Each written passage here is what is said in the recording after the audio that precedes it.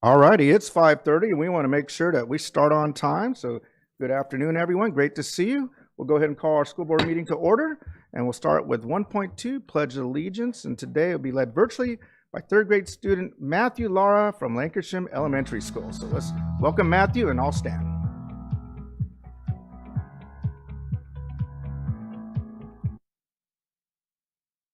Hi, I'm Matthew from Lancashire Elementary School. Please stand up for the Pledge of Allegiance. Put your right hand over your heart. Ready, begin. I pledge allegiance to the flag of the United States of America and to the republic for which it stands, one nation, under God, indivisible, and liberty and justice for all. Thank you. You may be seated.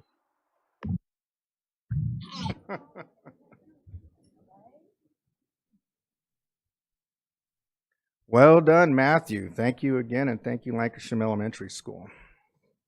We're going to move on to 1.3, approval of the agenda. Moved. Second. It's been moved and properly second. Any discussion or items to be pulled? Yes, Dr. White, I'd like to pull item 8.1, which is Board Policy 6020 revision. It's a parent involvement policy, and it's actually an interpretation and translation policy. So I'd like to get some more information because it's been questioned about the funding that's being provided for translation and interpretation.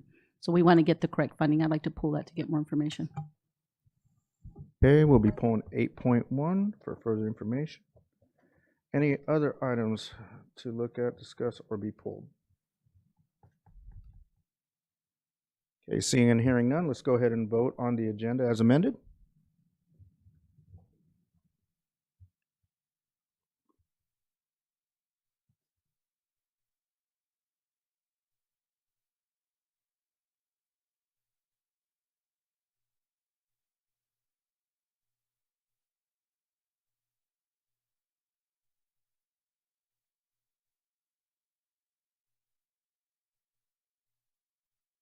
All right, motion carries. We'll go ahead and move on to 1.4, inspirational message by Ms. Abigail Rosales Medina. Thank you so much. I'm really excited to be here and seeing so many families out in the audience as well as community members. Many years ago, I think back in 2017, we passed a safe zone resolution, and I still believe it's relevant today, and I would like for the board to look at updating it. But I will read a few things on it, just to remind us of the work that we're doing here in the school district in ensuring safety for several individuals in our school district. So let me go ahead and start reading. Resolution of the Board of Education's commitment to the education of all children and making all campuses a safe zone for students and families.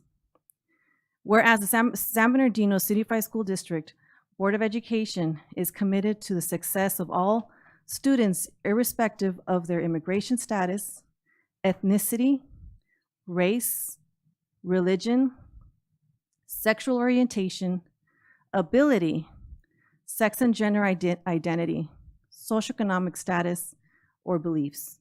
And whereas education has played a critical role in furthering acceptance and strengthening our society, as well as treating all people with dignity and respect, and whereas with over 30 languages are spoken in San Bernardino City-Fied School District, schools including English, Spanish, Vietnamese, Cambodian, Filipino, Arabic, Samoan, and others. And whereas the Board of Education embraces the diversity of our students and families and the rich language and cultural assets they bring to our district, and strongly support and encourages the participation of all parents and families in our schools. And whereas approximately 74.9% of students in San Bernardino are Latina descent, 12% African American, 6.2% white, 1.5% Asian, and 0.4% American Indian or Alaska Native, and 0.4% Pacific Islander, 0.4% Filipino, and others, as well as the 85.8% of students qualify for free and reduced lunch. And so this is just an idea. There's several other points in it, but I would like to update it in order to reflect, because I know that when we had written this one, this was back in 2017, and it was also adding extra language. That's no longer relevant. And so that would be my move. And it's just also, like I said, a reminder that here in the district, we're looking at making sure that we're being inclusive, that we are treating individuals with dignity and respect. And it's a holistic of the child as well as the staff. So I just wanted to say that message. Thank you. All righty, thank you, Ms. Rosales Medina. Appreciate that. We will go ahead and move on to 2.1, or actually 2.0, special presentations, recognitions, and to 2.1, outstanding achievement awards. So the board is pleased to recognize and honor the San Bernardino Symphony with the Community Partner Award for their continued commitment to the students of the district. The Board of Education is also honored to recognize the students, parents, grandparents, guardians, volunteers, and employees from Cole and Bonnie O.L. Elementary School, Serrano Middle School, and San Andreas High School. Students will be recognized for their hard work toward academic achievement, parents, grandparents, guardians, and volunteers for their school involvement and positive impact on the lives of children, and site employees, both certificated and classified, for their dedication and commitment to their schools and the students they teach and support. Thank you, Dr. Wyatt. Now it's time to present the Outstanding Achievement Awards. My name is Maria Garcia, and I'm the district's communications officer. This evening, the Board of Education will honor students, parents, and staff from Cole Elementary School, Bonnie Ole Elementary School, Serrano Prep Middle School, and San Andreas High School. The board recognizes outstanding students to build self-esteem and honor excellence in academics, athletics, fine arts, citizenship, and most improvement. The board also recognizes outstanding parents, volunteers, and employees. And beginning this school year, the board began recognizing an outstanding community partner. All of our outstanding award winners deserve the honor of being recognized here at our board meetings. I ask that our esteemed Board of Education, our cabinet members, our administrator in charge, Anna Applegate, please make their way down to the front to congratulate our honorees tonight.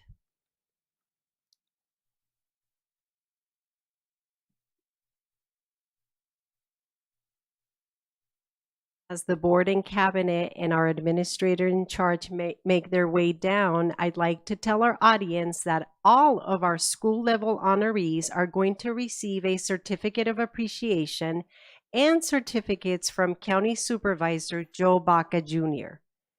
Our Outstanding Student Award winners will also receive free tickets to the San Bernardino Symphony, as well as a district bumper sticker and yard sign.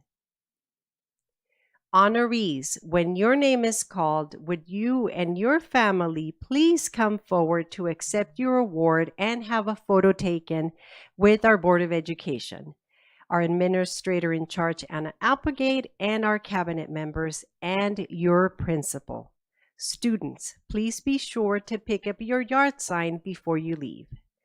But first, I want to introduce a longtime community partner, the San Bernardino Symphony Orchestra, also known as SBSO. With us today are Symphony Executive Director Dr. Ann Virisel, San Bernardino Symphony Orchestra President Soneta Martin Brown could not join us, and SBSO Board Member Mr. Damon Alexander. Dr. Virisel is also on the Board of Trustees for the San Bernardino Community College District, and Mr. Damon Alexander is a councilman for the City of San Bernardino's 7th Ward. So we are extra thankful that they could both find time out of their busy schedule to support music in our community and our schools.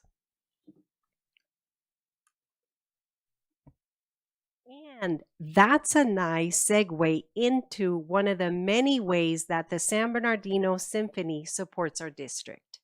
The Music in the Schools program launched in 1991 to actively encourage participation in school music programs and show students that the symphony is for music lovers of all ages and all walks of life. The program involves school presentations that introduce students to the differing orchestra instruments and a free live symphony performance at the historic California Theater. During COVID, the symphony partnered with Cal State San Bernardino music students to record fun segments for different instruments that included music and trivia.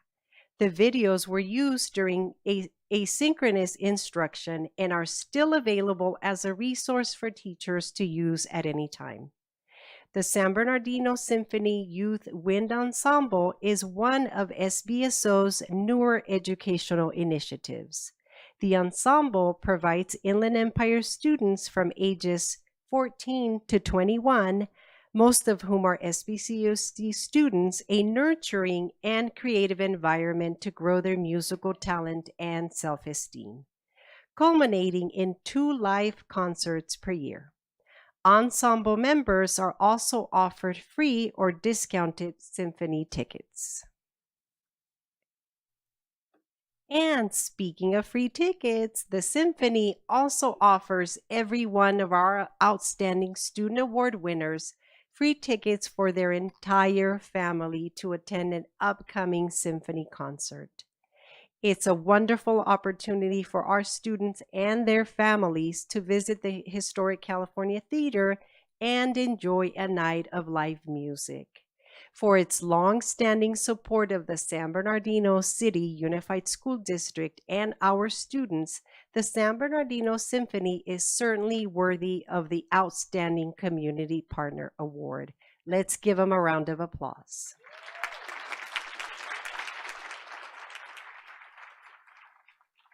And at this time, I would like to invite Dr. Ann Vericel to the podium to speak about this great partnership. Let's welcome her.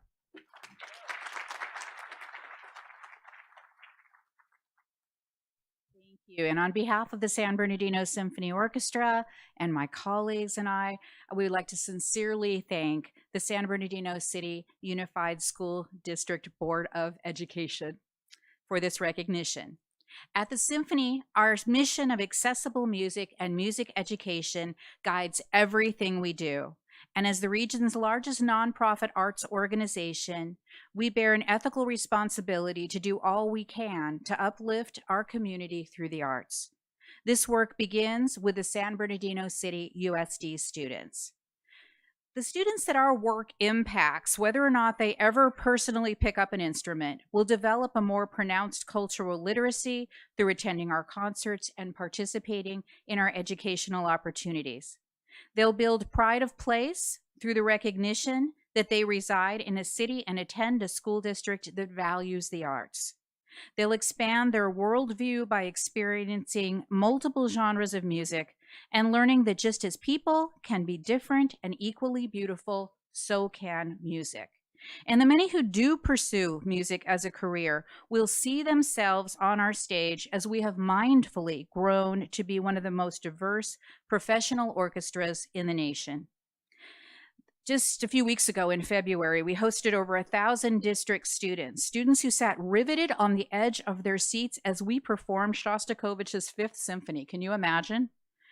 This does not happen without both the symphony and the district working in partnership to ensure the field trip had significant educational and cultural value. I truly wish you could have been there to see them.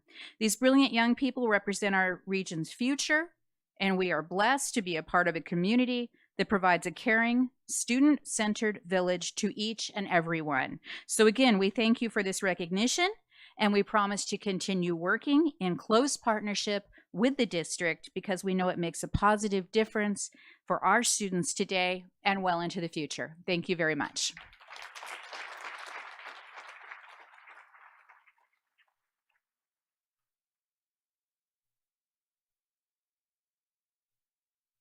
Thank you, Dr. Ann Vericel, and to the entire Symphony Board and Orchestra members. I ask all of our San Bernardino Symphony representatives to please join the board and cabinet for the official plaque presentation and photo. The plaque is very special because it was made specifically for this occasion by the students at Bing Wong Elementary School. So let's give those hardworking students at Bing Wong a round of applause.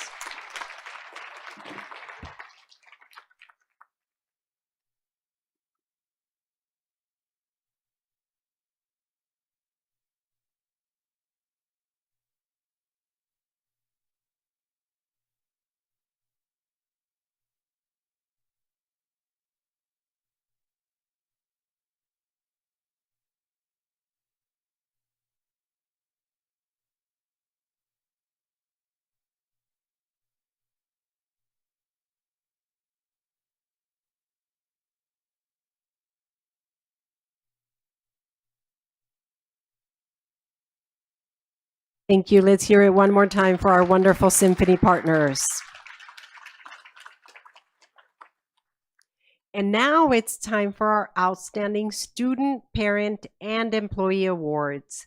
We're starting with Cole Elementary School and Principal Tamika Casey.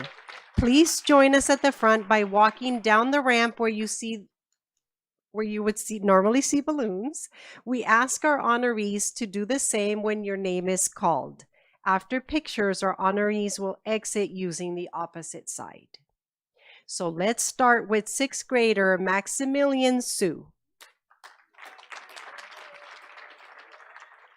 Maximilian is a student in Clinton Parsons' class. Maximilian plays the trumpet in the school band. He serves as a Penguin ambassador and, don't tell anyone, but he's also the school mascot. He's an excellent scholar, engaged and focused on learning. He is proud of his ability to make people happy and being the son of Miranda Martinez and Touch Sue, because they inspire him by the way they live to be like them. Maximilian wants to attend Harvard University and become a pro skater or a soccer player. Let's hear it for Maximilian. And if Maximilian's parents are here, we invite you to please join us for this photo. Thank you.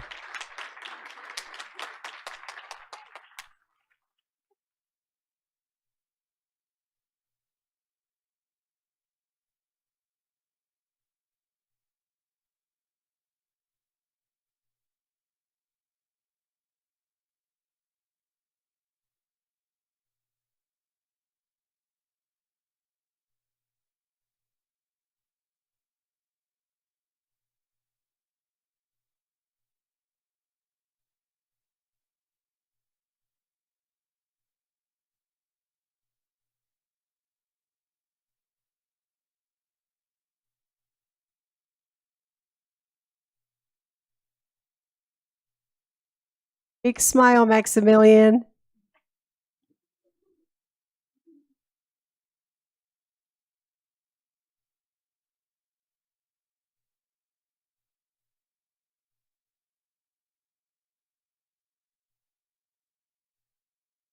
Congratulations.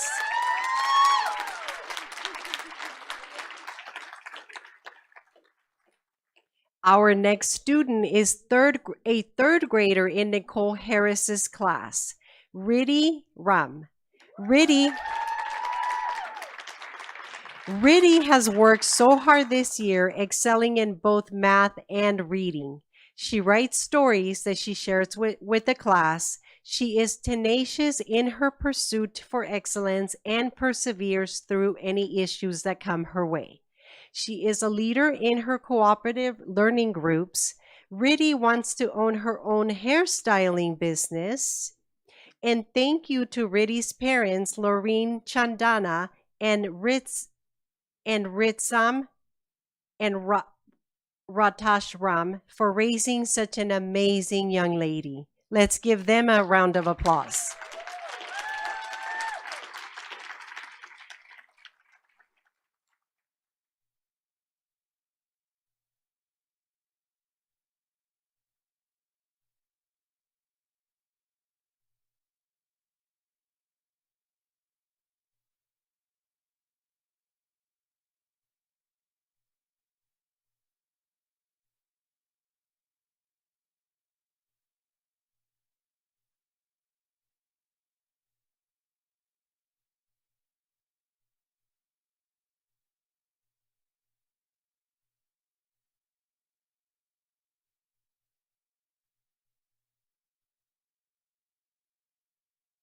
Congratulations to Riddi Ram and her family.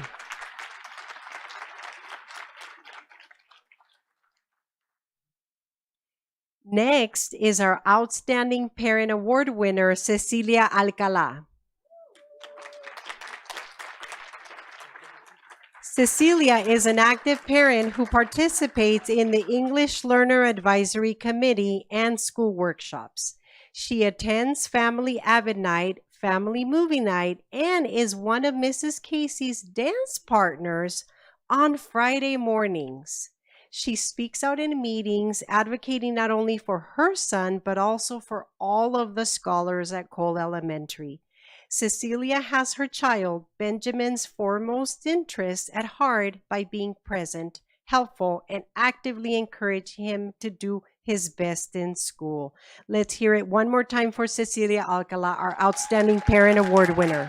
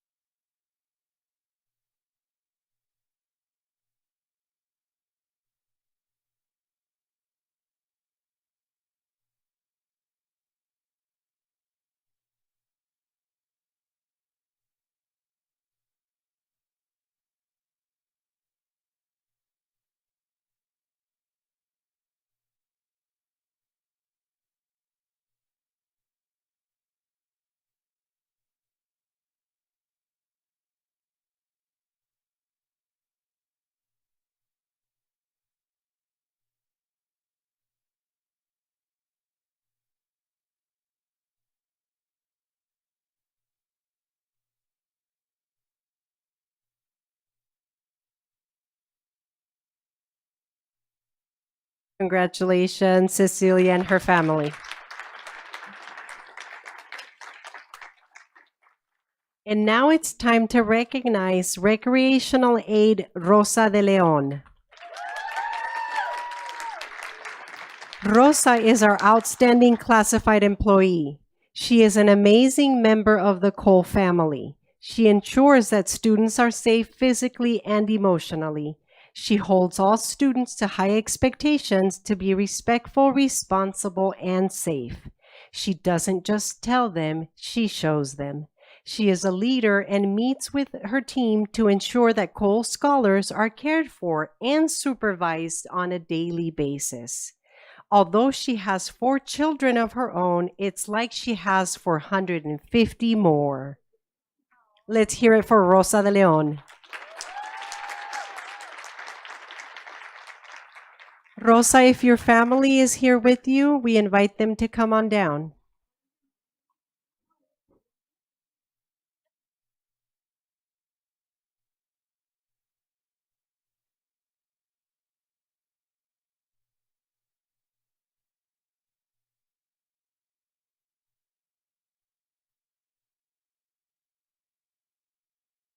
Jensen family.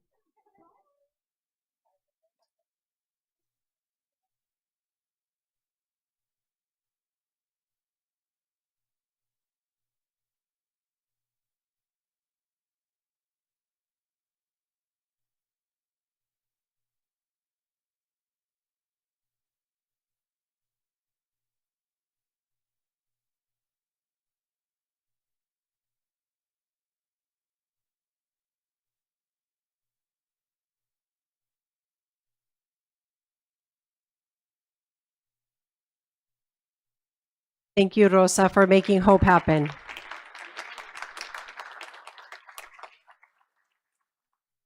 And now Cole counselor Margarita Elizondo is an outstanding certificated employee.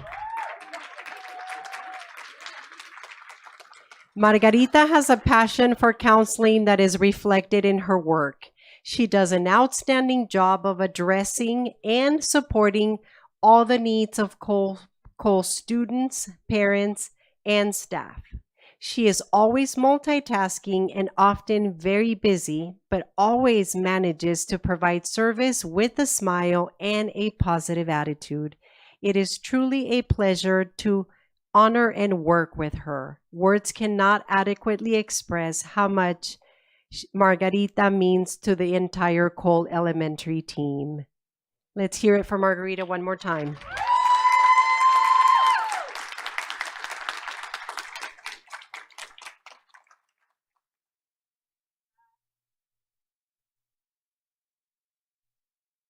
Is your family here to join you?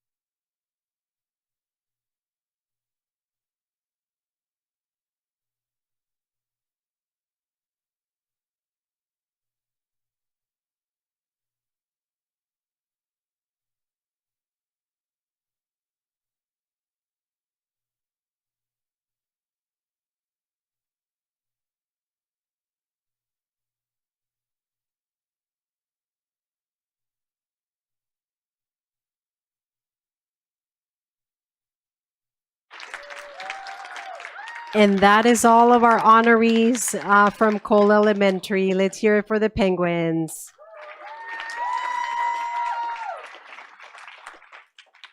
And now it's time to give a big welcome to Bonnie Old Elementary School and Principal Adrian Ortega.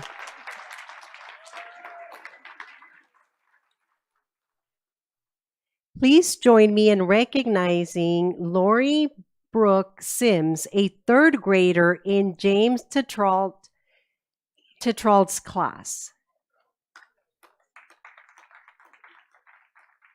Lori Burke is receiving this award for her outstanding performance in reading, writing, and mathematics. She loves reading, vocabulary, writing, and going to the library is one of her favorite activities. She also loves art and would like to one day own an art store. She is also considering becoming a doctor or a nurse. Lori Brooks' mother, Catherine Mallard, also deserves a big round of applause for raising a wonderful little girl. And would her proud mother please also join us?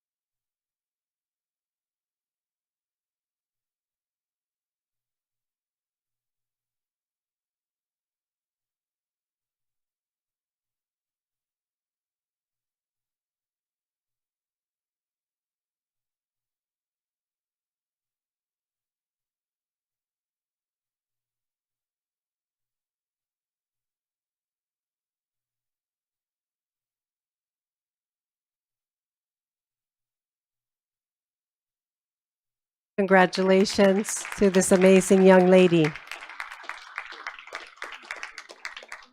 And now our next honoree is David Infante, a second grader in Marisela Huerta's dual language immersion class.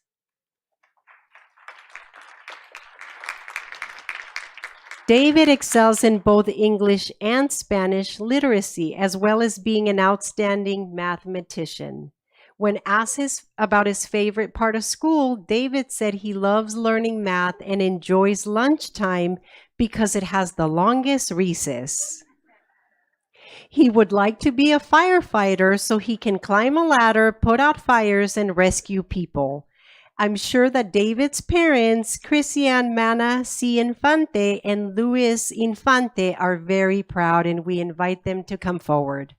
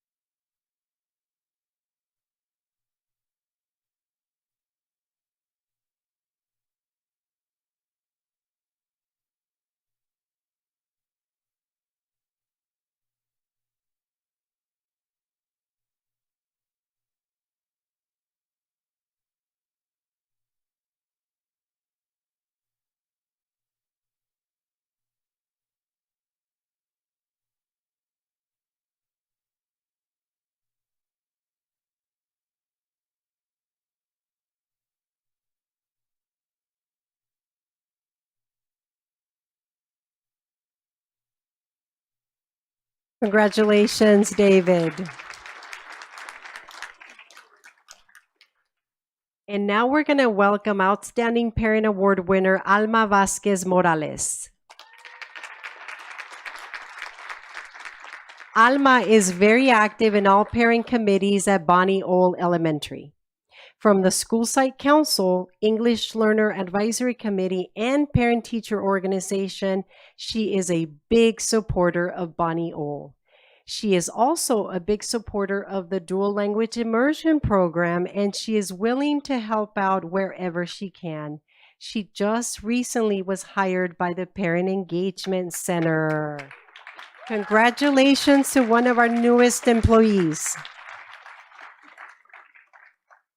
And if her family is here, we also invite them to join her for the photo.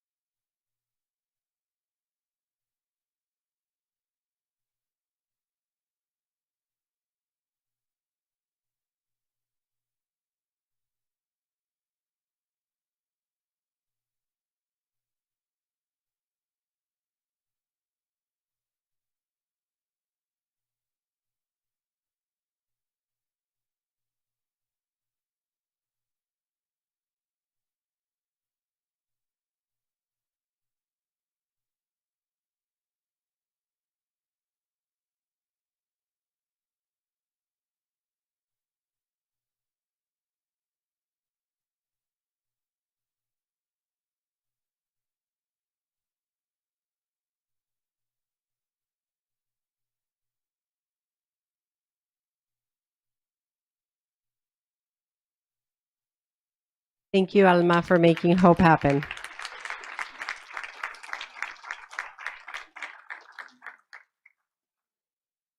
And now, Secretary Norma Zamora is our outstanding classified employee. Norma is a team player and always willing to listen to suggestions and implement them. She is optimistic, and you can tell that she enjoys what she does. Norma shares her ideas and takes the initiative. She goes above and beyond each and every day. She is ready to help students and staff whenever there is a need. She's a great listener and supports everyone at Bonnie Old however she can. Norma is a model for those that she trains, and she is committed and passionate about the work that she does. Congratulations, Norma. And if Norma has friends or family here, we invite them to come forward now.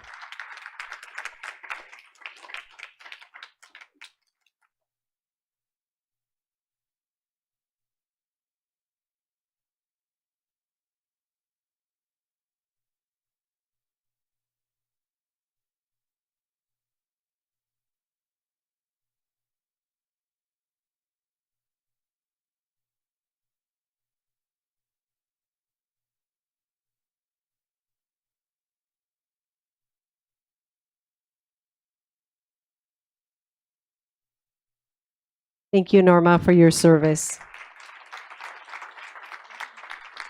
And now, mild, moderate, special day class teacher, Wendy Brown Jensen, is our outstanding certificated employee. Wendy is an exceptional teacher who works hard every day to support the students in her mild to moderate special day class. She is a problem solver and approaches each situation with a positive attitude. She is kind and loving while simultaneously firm and holding expectations for academic and behavior. She has a very calm demeanor, which is reflected in her classroom and her work with families and students. Let's hear it for Wendy Brown Jensen one more time.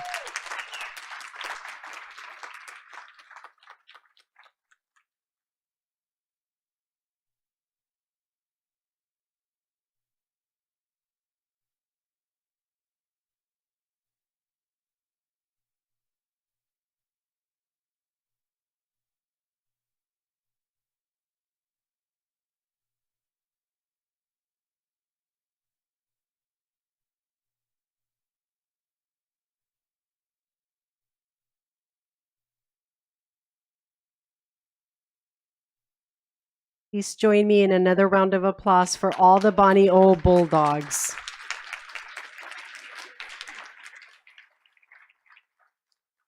And now I invite Erin C. Freeman, the principal of Serrano Middle School, to join the board up front.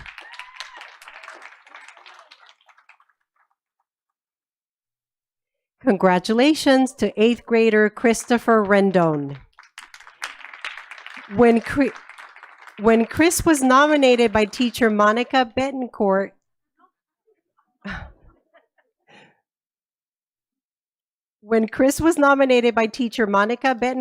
everyone immediately agreed without hesitation.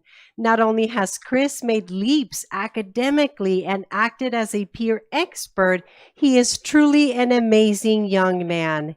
He is a bright star who leaves everyone smiling, and he has added so much joy to Serrano Middle School. Chris would like to work with animals, especially horses, on a big farm.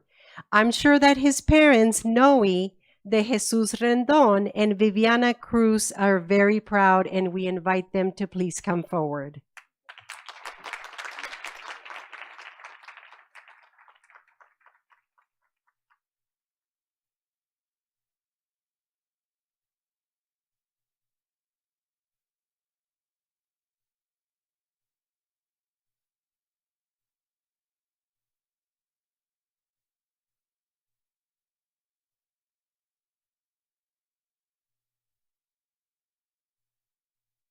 Way to go, Christopher. And up next is 7th grader Donovan Nguyen. He was nominated by the Tiger team. Donovan not only excels, but he's remarkable in all aspects of daily student life. He currently maintains straight A's, models champion cougar behavior, and exudes kindness and respect. He's well liked by his peers and staff. He wants to attend college and eventually have a job that is fun and makes a lot of money. Don't we all? I also want to recognize his mother, Lucy Nguyen, for raising an outstanding young man. Oh, he had a very important game and he could not miss it, so we'll make sure that he receives his certificate, his symphony tickets, and a big round of applause. And now, Antoinette Rivas is our outstanding parent. Antoinette has been part of Serrano and its music program for the past 7 years. Serrano has had the privilege of having 4 fantastic Rivas musicians, and Antoinette has volunteered and donated in one capacity or another over those many years. Antoinette holds her children to high standards while also giving them the love and support they need to not only be successful in school, but most importantly in life. And she sets the example for her children through her generous and relentless spirit. Antoinette, you deserve another round of applause. And if her family is here, please come forward.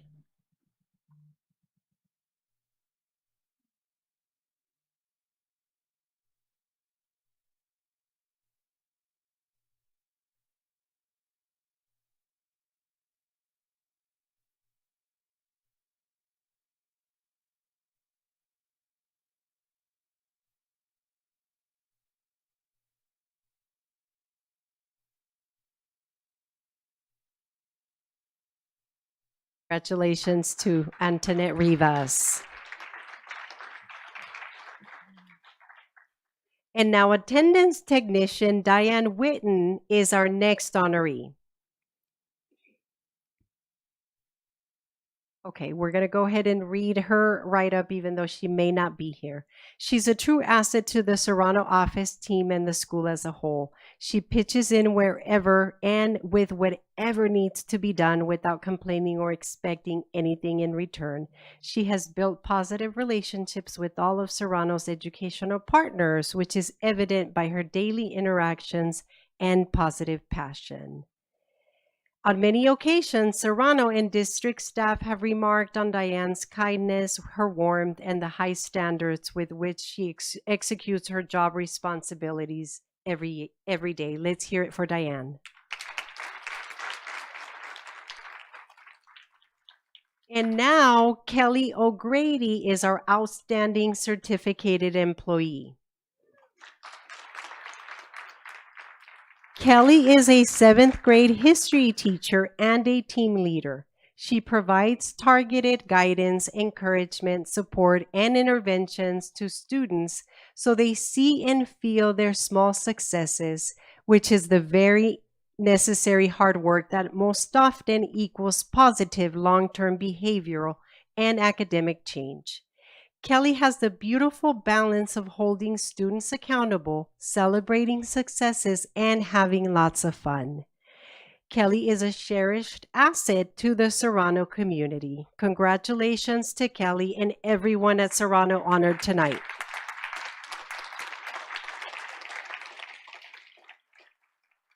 Yes, would her family or her friends please come forward to join us for the photo?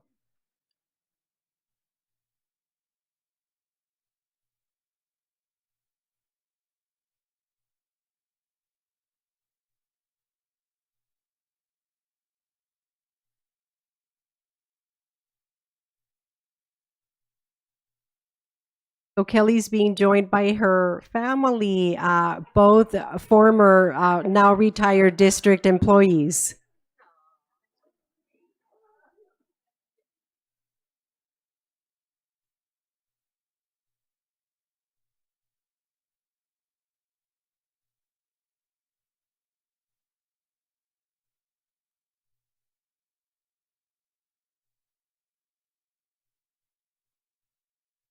Congratulations to Kelly and her family. And also congratulations to all of our Serrano honorees. And now it's time to welcome our San Andreas High School Quakes. Would Principal Dory Stratton please join us up front? Congratulations to senior Alicia Gomez Ortiz, who was nominated by Roberta Figueroa and the CTE team.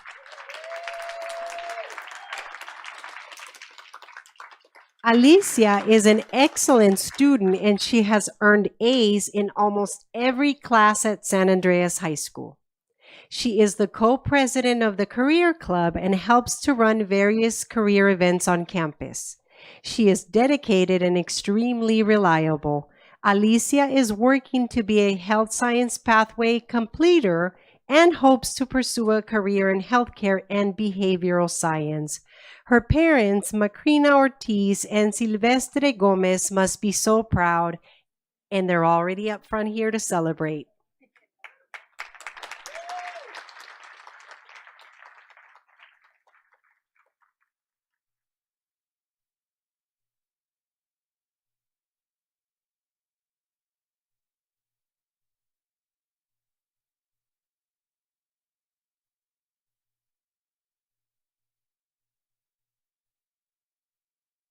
And while we don't want to take the spotlight away from Macrina, we do want to, or from, Alicia Gomez Ortiz, we also want to mention that San Andreas High School recently earned 2 gold certified pathways from the Link Learning Alliance.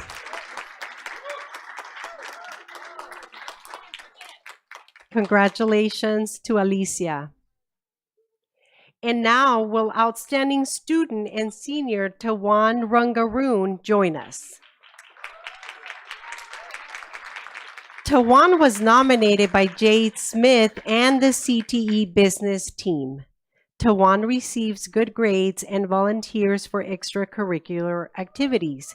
He recently participated in the AgTech internship where he presented ideas about AgTech innovations to UCR professors.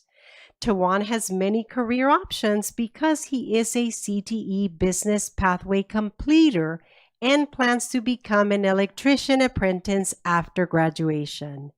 Let's also honor Tawan's father, Santisuk Rangaroon for supporting his son. Congratulations.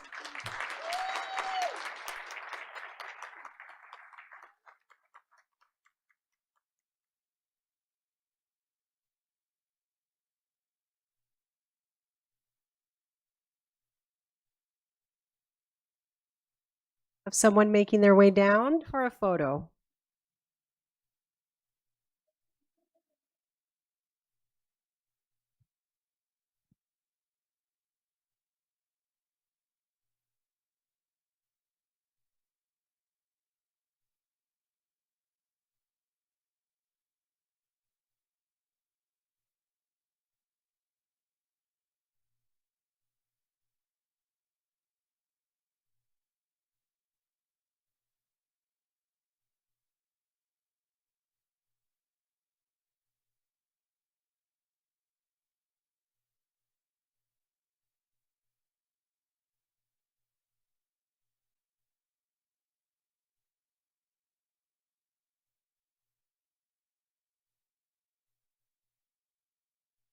Congratulations, Tawan. And up next is our outstanding parent, Alba Casali. Alba is a cheerleader for the moderate severe program at San Andreas High School. She attends conferences, assists with setting up events for the business and technology pathway, serves on the school site council, attends school board meetings, and served on our Linked Learning Gold Accreditation panel. She never hesitates to change her schedule to ensure that her son David is available to participate in the many activities that make the pathway accessible and successful. She is a true gift to San Andreas. Let's give her a round of applause.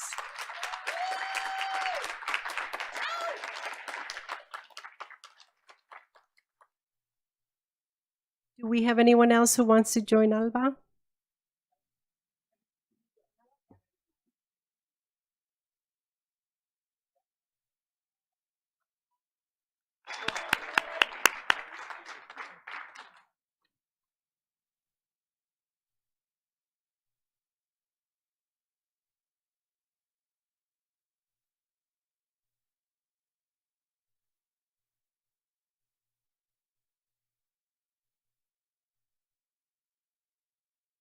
We're pleased to honor Secretary 3, Gabriela Gabi Nieto. Gabi goes above and beyond to ensure that the school runs smoothly on a daily basis.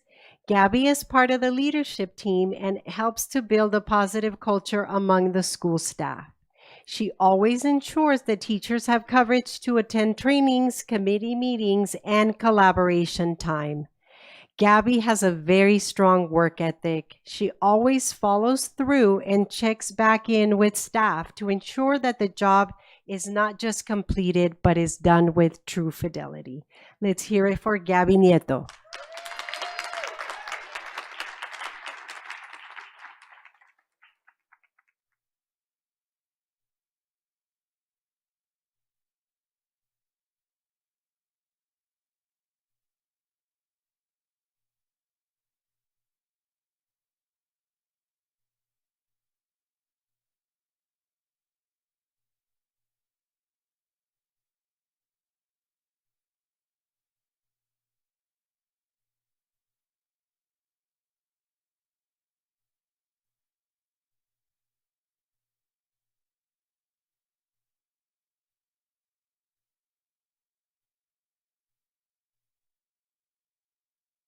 Congratulations. And now for MTSS Teacher on Assignment, Jade Smith. Jade is our final Outstanding Award winner. Jade oversees the CTE department and is in charge of the Climate and Culture team, School Site Council, and the Single Plan for Student Achievement.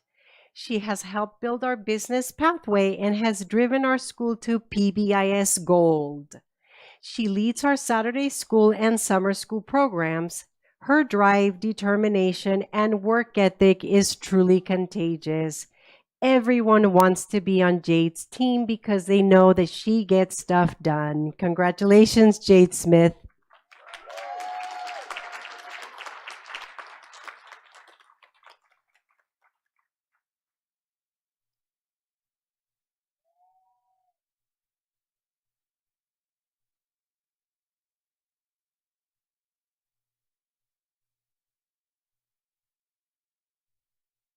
And those are the Outstanding Achievement Award winners from San Andreas High School. Let's give them a round of applause.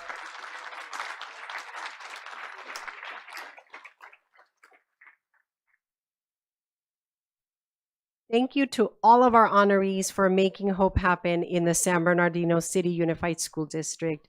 Thank you, ladies and gentlemen of the Board of Education and Cabinet. You may retake your seats. And a special thank you to 5th District San Bernardino County Supervisor Joe Baca Jr. and the San Bernardino Symphony Orchestra for their support of this evening's honorees. Audience, please give them a warm applause one more time. And this now concludes our Outstanding Award presentations. Have a good evening.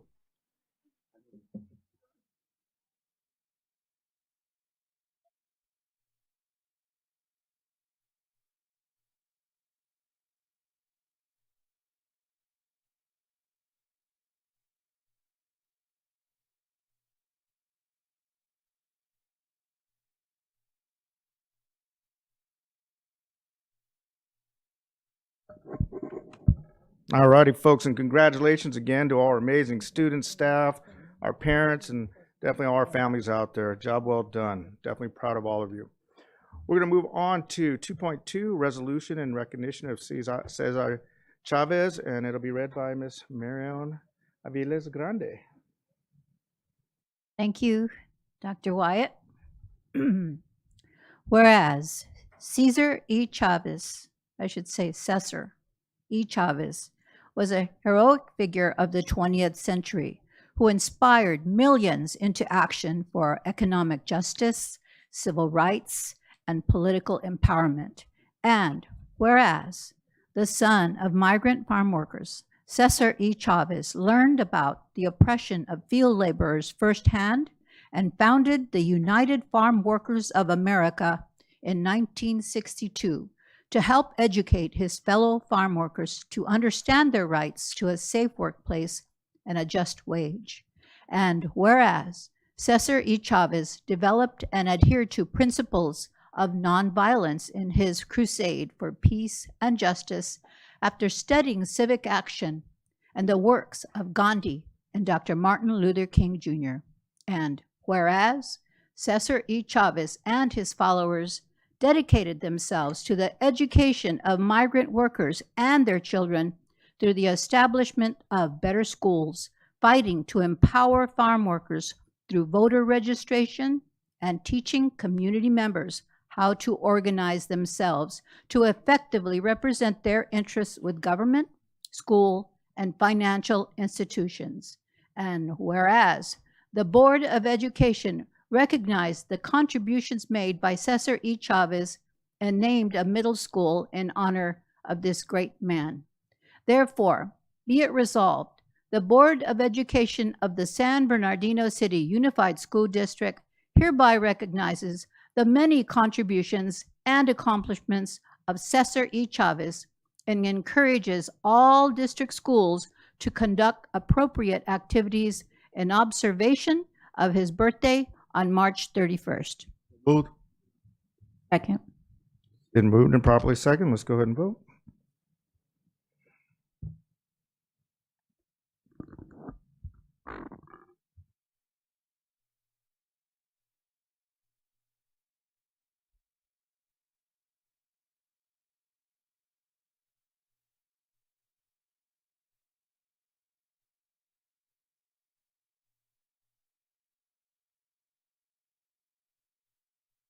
All right, motion carries. We'll move on to 3.0, public comments, and then 3.1, receive public comments. This is the only time the public will have an opportunity to address the board on items not on the agenda and within their subject matter jurisdiction. such as district policies, procedures, programs, services, or fiscal matters. Public comments are limited to 5 minutes per person. 6 or more people who wish to speak on one topic will be provided no more than 30 minutes total. Virtual public comments will be taken after in-person comments. Speakers are cautioned that under California law, no person is immune from liability for making intentionally false or defamatory comments regarding any person simply because these comments are made at a public meeting. We will start with our first speaker, and it will be Ms. Cristina Marquez. Welcome.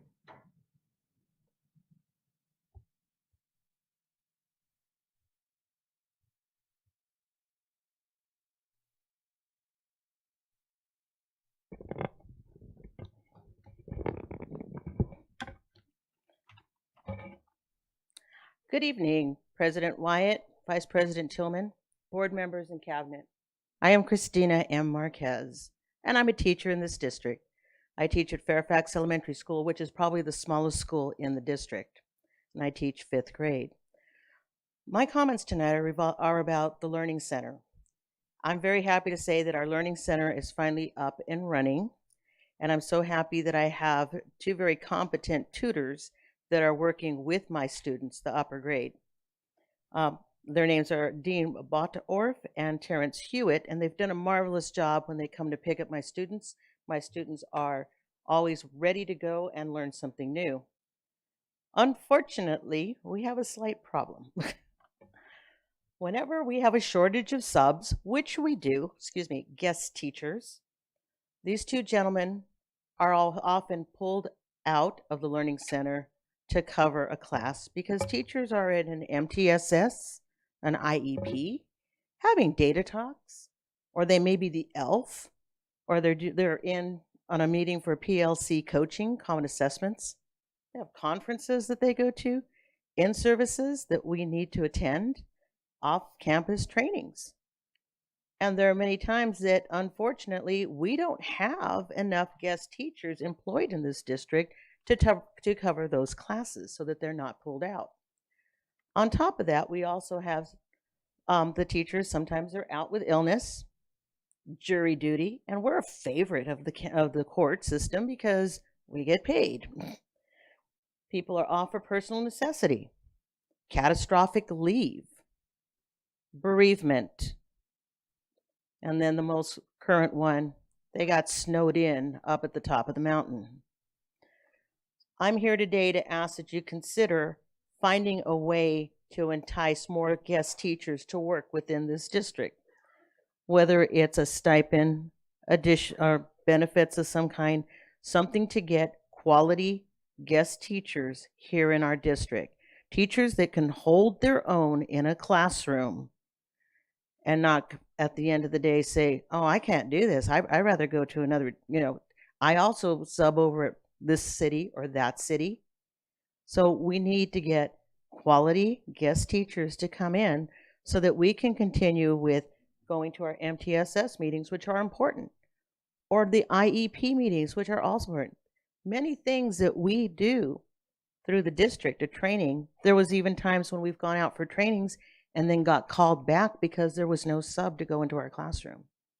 So it's something for the cabinet and the board to think about, and personnel to dust off that safety deposit box and let's get some money out there to entice these quality guest teachers to come to our district. Thank you. All right. Thank you, Ms. Marquez.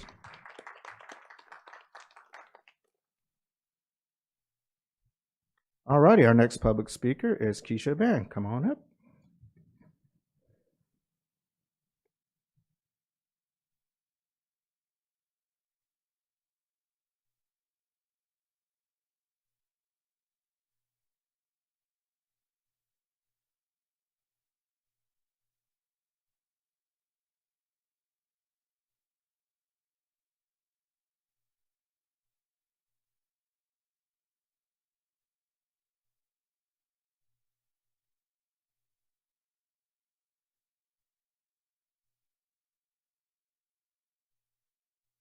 Good evening, Board President Wyatt, Vice President Tillman, board members, and the cabinet.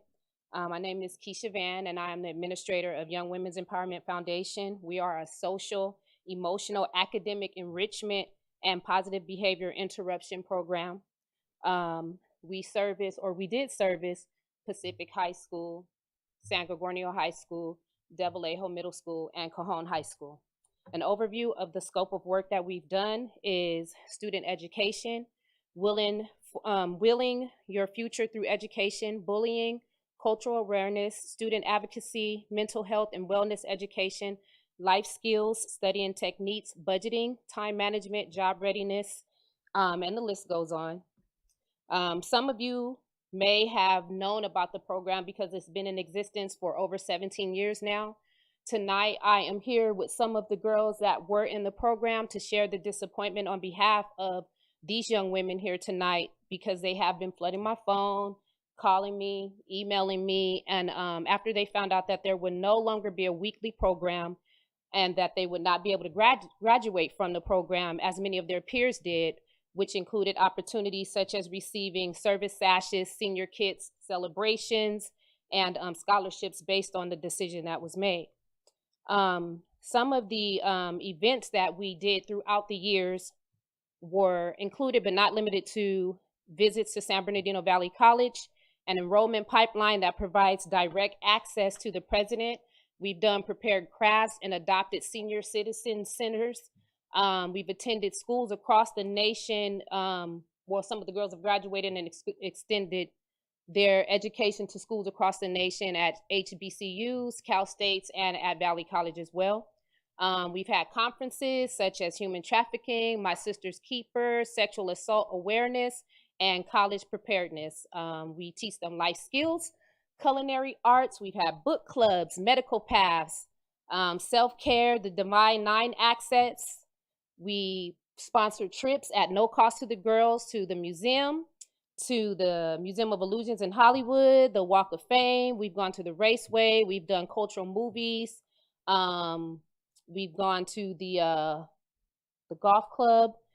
We've done galas, and we've also done a pool party and a tea and etiquette as well for the girls. Some of the progress we've done in the schools is we also keep up with their grades with progress reports quarterly, and we check their attendance, and we provide scholarships for all of our girls who have at least a 2.0 GPA or above. Tonight, I have some of the girls with us, and I just wanted to give them a little bit of testimony about being in the program. Some of them have graduated, gone on to college. Some of them are still in high school, and they are very upset because they want to graduate and receive their sashes. And we also have one of our teachers, Miss Vega from San G, that's also going to support us as well. So I'll give everybody a couple of minutes to do a little testimony. Okay, and we'll start off with Naomi. Hello, my name is Naomi Guzman. I'm currently a sophomore at Cal State San Bernardino.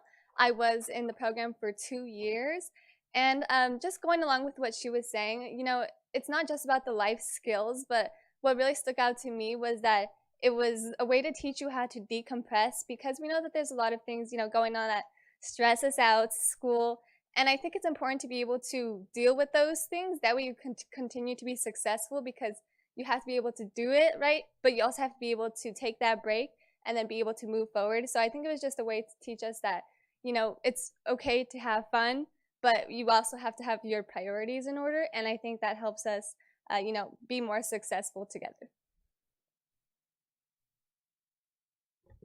Hello. Oh, my bad. Hello, my name is Casimir Middleton. It's nice to see you guys all again.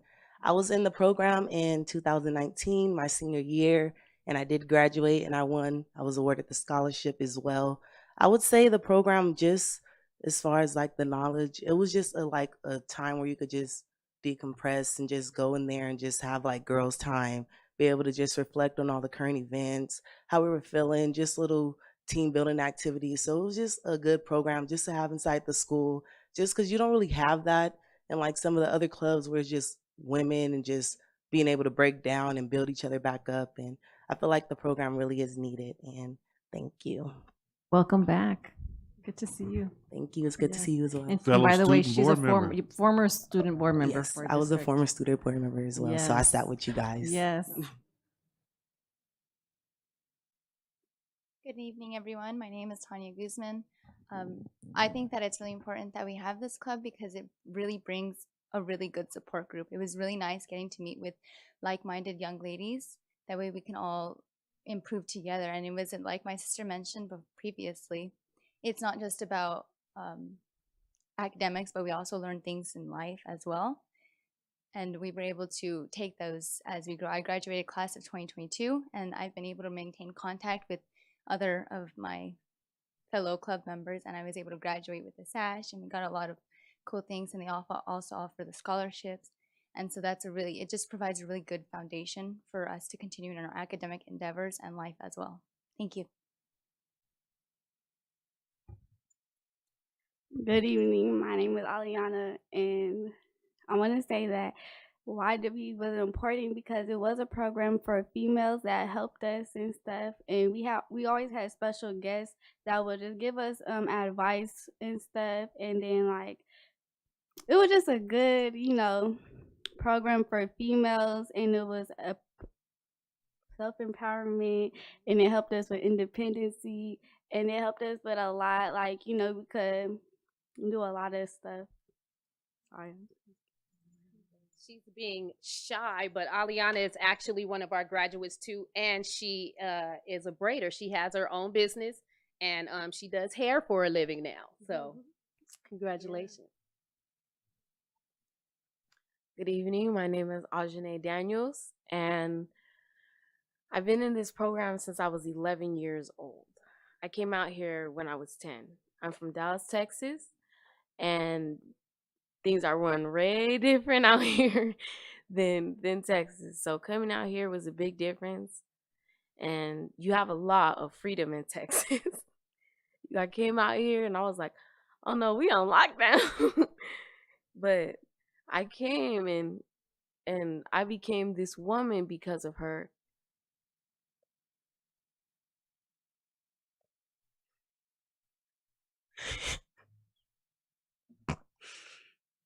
I became a young lady, a proper young lady. I know how to speak to you because of her. I know how to lift my head up when things are hard and be strong in moments because of her. I know it's so important to know who you are as a woman, know your heart, know your mind, know your mental state, because when you go far in life, you're going to need that mentality to know I'm a strong woman and I do not take no for an answer. So if any way, and I know there's a way because there's always a way, if any way you can make this program happen, it is Women's History Month. So hopefully I'm hoping you can make it happen. I don't mean to take up too much of your time. Thank you. I also wanted to say that Ajane is, she has been in the program since the 6th grade, but she's a senior this year. So it's really, really a big deal for her. She's waited for this moment to be able to graduate, to be able to get her sash, and to be able to participate in all the activities that she's seen happen along, the years of being in the program. From 6th grade to 12th grade is just amazing. So she's definitely been there to see the growth, and we've seen the growth in her as well. So I'm so proud of you.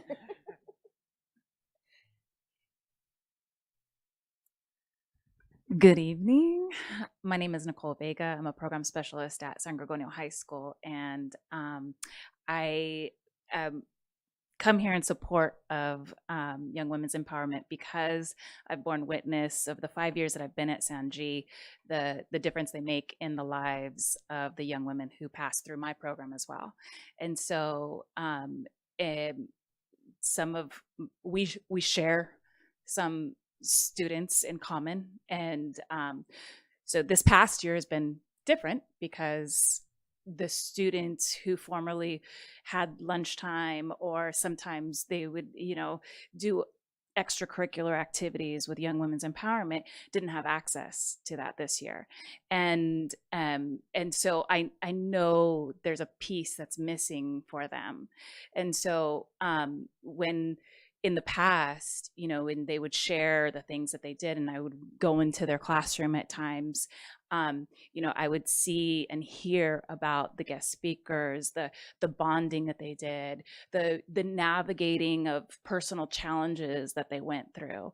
And so I know how deeply important it is to the young women that participate in that program, and it was absent this year. So if there's a way, if there's a means to bring it back, it is of tremendous value. The students who have come through my classroom, I get to celebrate and say, woo, they got a scholarship,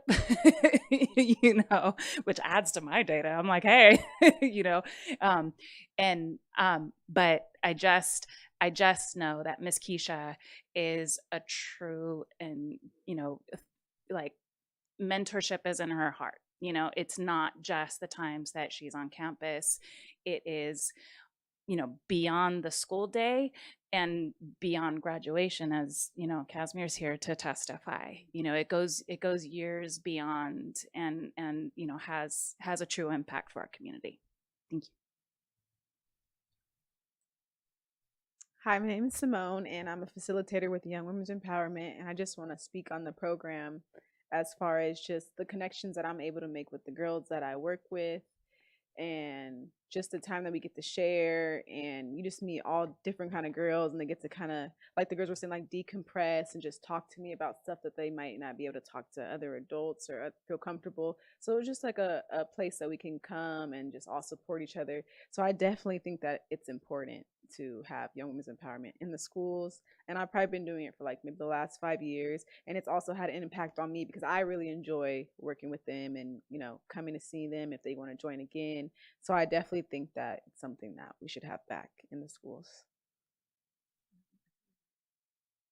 Basically, again, we just want to drive home that the importance of having this program in the community. Not a lot of, but all of our guest speakers have become mentors to our girls. And we've had guest speakers from life coaches to social workers, police officers, hairdressers, doctors, lawyers, the list goes on. We've had culinary classes and different things like that. And our motto is empowered women, empower women. And that's what we're trying to do. And so we just hope that you take it into consideration to bring the program back into the schools. Thank you. All right. Thank you, ladies. Looks like, can you wait 1 second, please? We have a couple questions for you, starting with board member, Ms. Chahusky. Good evening, and thank you for being here, ladies. You did a fabulous job speaking to us tonight. I appreciate that. Casimir, it's good to see you, Mr. Former board member. Curious, what are you doing now? And what was your path since you've been here on the board? Hello, hi. Yes, I'm currently at RCC. I ended up being a transfer student from Eureka up at College of the Redwoods. It's good being back home in the city, being back, seeing a board meeting, and I missed the feeling. It was cool. I missed you guys. So it was really nice seeing you guys this evening. And yeah, just figuring out my next move. Just turned 21, modeling, doing fashion shows, LA Fashion Week. So it's just a lot going on. So thank you guys. Congratulations on that. I believe, question for you guys, I think was this a tabled item previously? Can we re-agendize it to bring it back, or? Ms. Applegate was giving me some information, so I'll let her answer. Okay, thank you. Actually, Dr. Rodriguez had mentioned that the RFP will be open soon. We don't know if it was just a site issue that was pulled, because I know that there have been approvals at other schools, so we can have them submit during the RFP process. And that you can speak to a little bit more when that will open. Yeah, I'll get with you, Nicole, a little bit later to talk through the RFP process for CAPS, for after school program. And so you're encouraged to apply for that. It opens in April. And then the agreement would be for multiple schools and for a longer duration. So we encourage you to apply for that. Please, thank you for your time tonight. We appreciate you coming to speak on your behalf. All right, thank you, Mr. Husky. Casimir sing, but is she good? We're good. Everybody's Okay. Sorry. All right, Ms. Ceballos. I have a question as well. I still have 2 more lights on. Sorry about that. And it's okay. The question's more, I guess, for us internally. But I did want to say thank you for coming out and speaking before us. Actually, I do have a couple questions. So one question, maybe you said it at the beginning. Are you currently this year in the district or not at all? Not at all. Okay. Not this year. Okay. This is the first year, too, that we have not been in the district. Okay, got it. And then I guess for us, the question that I have, do we have any clubs that are, you guys are all women's club? Yes. Do we have any other clubs in the district that's like an all women's club? And the reason why I ask is if we do, I haven't heard of any. Yeah, That's I have why, not heard of any. that's why I'm asking. If we do, it may not be enough that we have of. And I think it is really important, just as girls, as we go into grow into becoming, women, young ladies, and into women, it is really important. We face different challenges than our fellow males do. Yeah. We all have different challenges. And Our males have challenges, but we just have different ones. right. And a lot of times, when you said earlier, they come in and they talk to you, they share with you, the things that they're going through in the day. That's also really important because we often don't get that. Our students don't get that opportunity with the people that are supposed to be there, which are our counselors, maybe our school psychologists. I mean, who else? It's usually teachers that they end up connecting or groups like yours. The people that we think are supposed to be checking in with our students, which are counselors, they're not. And we know that. I know that. And it's very unfortunate. So instead of getting rid of programs like these, I think we ought to really consider bringing in more of it. So yeah, if you can just please get back to us in terms of how many clubs we have serving our young girls. I would like to add to that, though, also with the program. As you can see, we have about 4 girls that have graduated from the program. One thing about Young Women's Empowerment, like I said, young women empower women. That's what we do. And so once you're a part of Young Women's Empowerment Foundation, you're always a part of it. So these are girls that I keep in touch with. I didn't just pick up the phone and say, hey, I need you. I talk to them on a regular basis. How are you doing in school? What's going on at home? How was your holidays? We have a group text. So we all keep in touch with one another on a regular basis. So it was nothing for me to pick up the phone and call them and say, hey, I need you to come and speak about your experience with the program. So. Thank you, Ms. Ceballos. Mr. Rosales Medina. Definitely thank you for sharing your successes and just having the fact that you're back and showing that you're doing so many good things and coming back to the community here back in San Bernardino. I do want to ask, and I don't know if this is more like towards the district, the reasons, what's going on with this specific, because I know that Ms.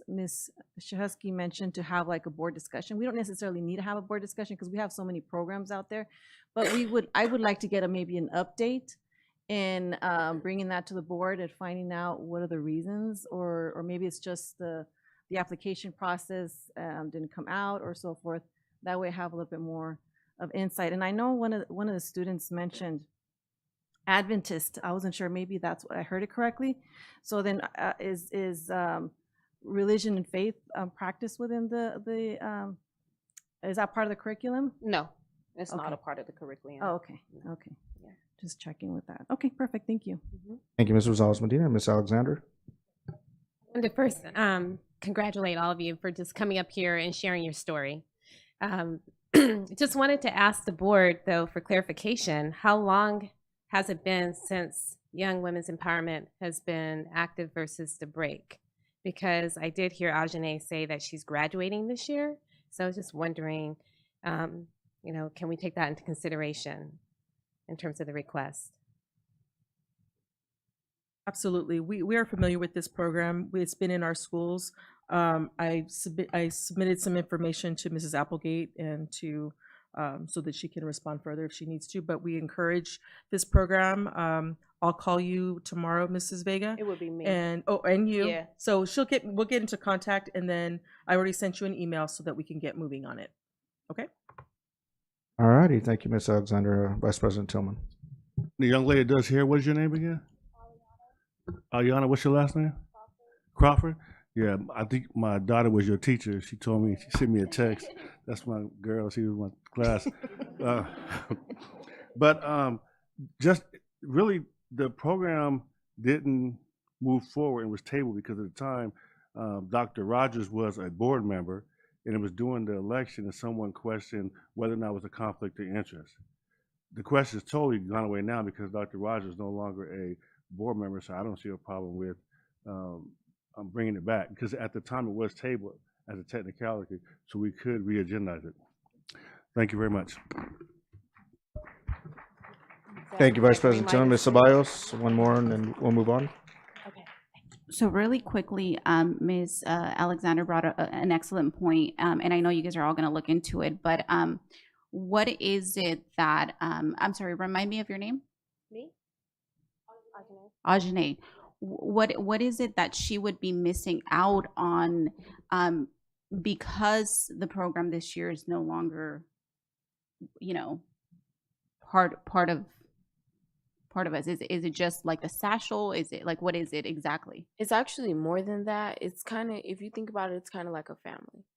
It's me growing right before I graduate, because I feel like I still have a lot of growing to do, and that program has helped me a lot with that.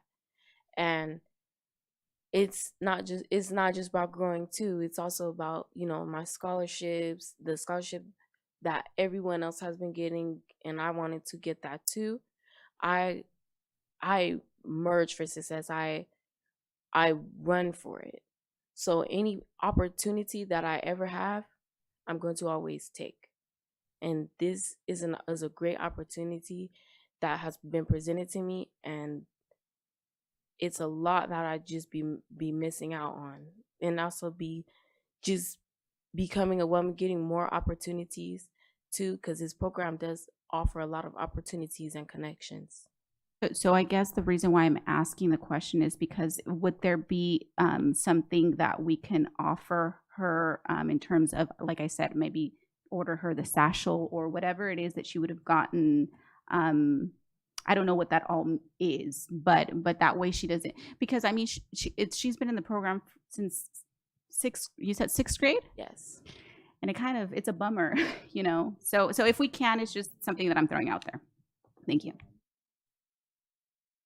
And folks, during, you know, on public comments, we are only to ask questions, not engage in a lengthy conversation. I know it's a positive conversation, but I just want to make sure I remind the board of that.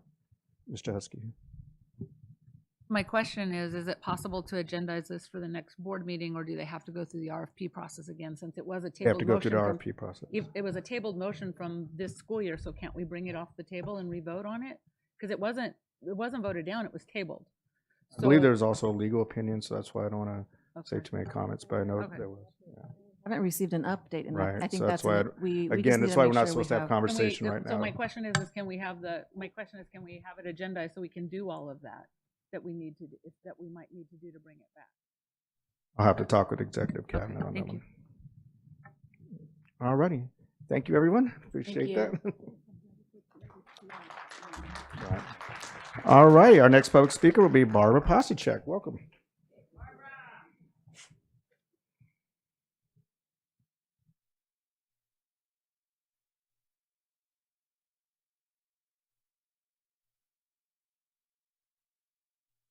Good evening, President Wyatt, members of the board and cabinet. My name is Barbara Pasicek, and I'm the vice president for the San Bernardino Teachers Association. And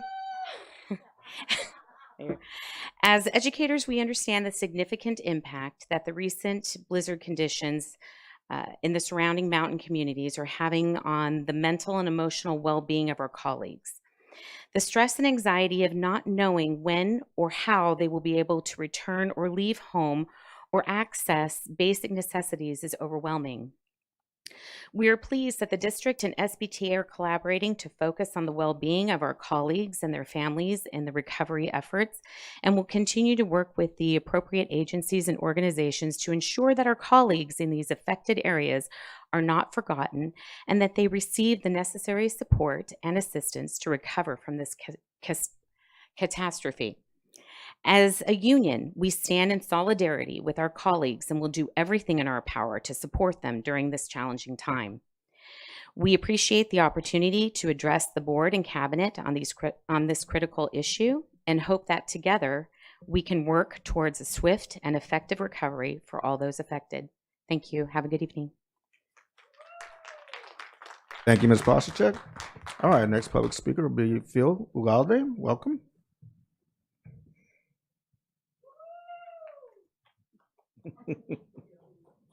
All right. Good evening. I have been an educator for 20 years, 15 of those years in San Bernardino City Unified School District, and 10 of those years at Indian Springs High School, of which was in the news just recently. My son grew up in San Bernardino City Unified School District and graduated from Indian Springs High School.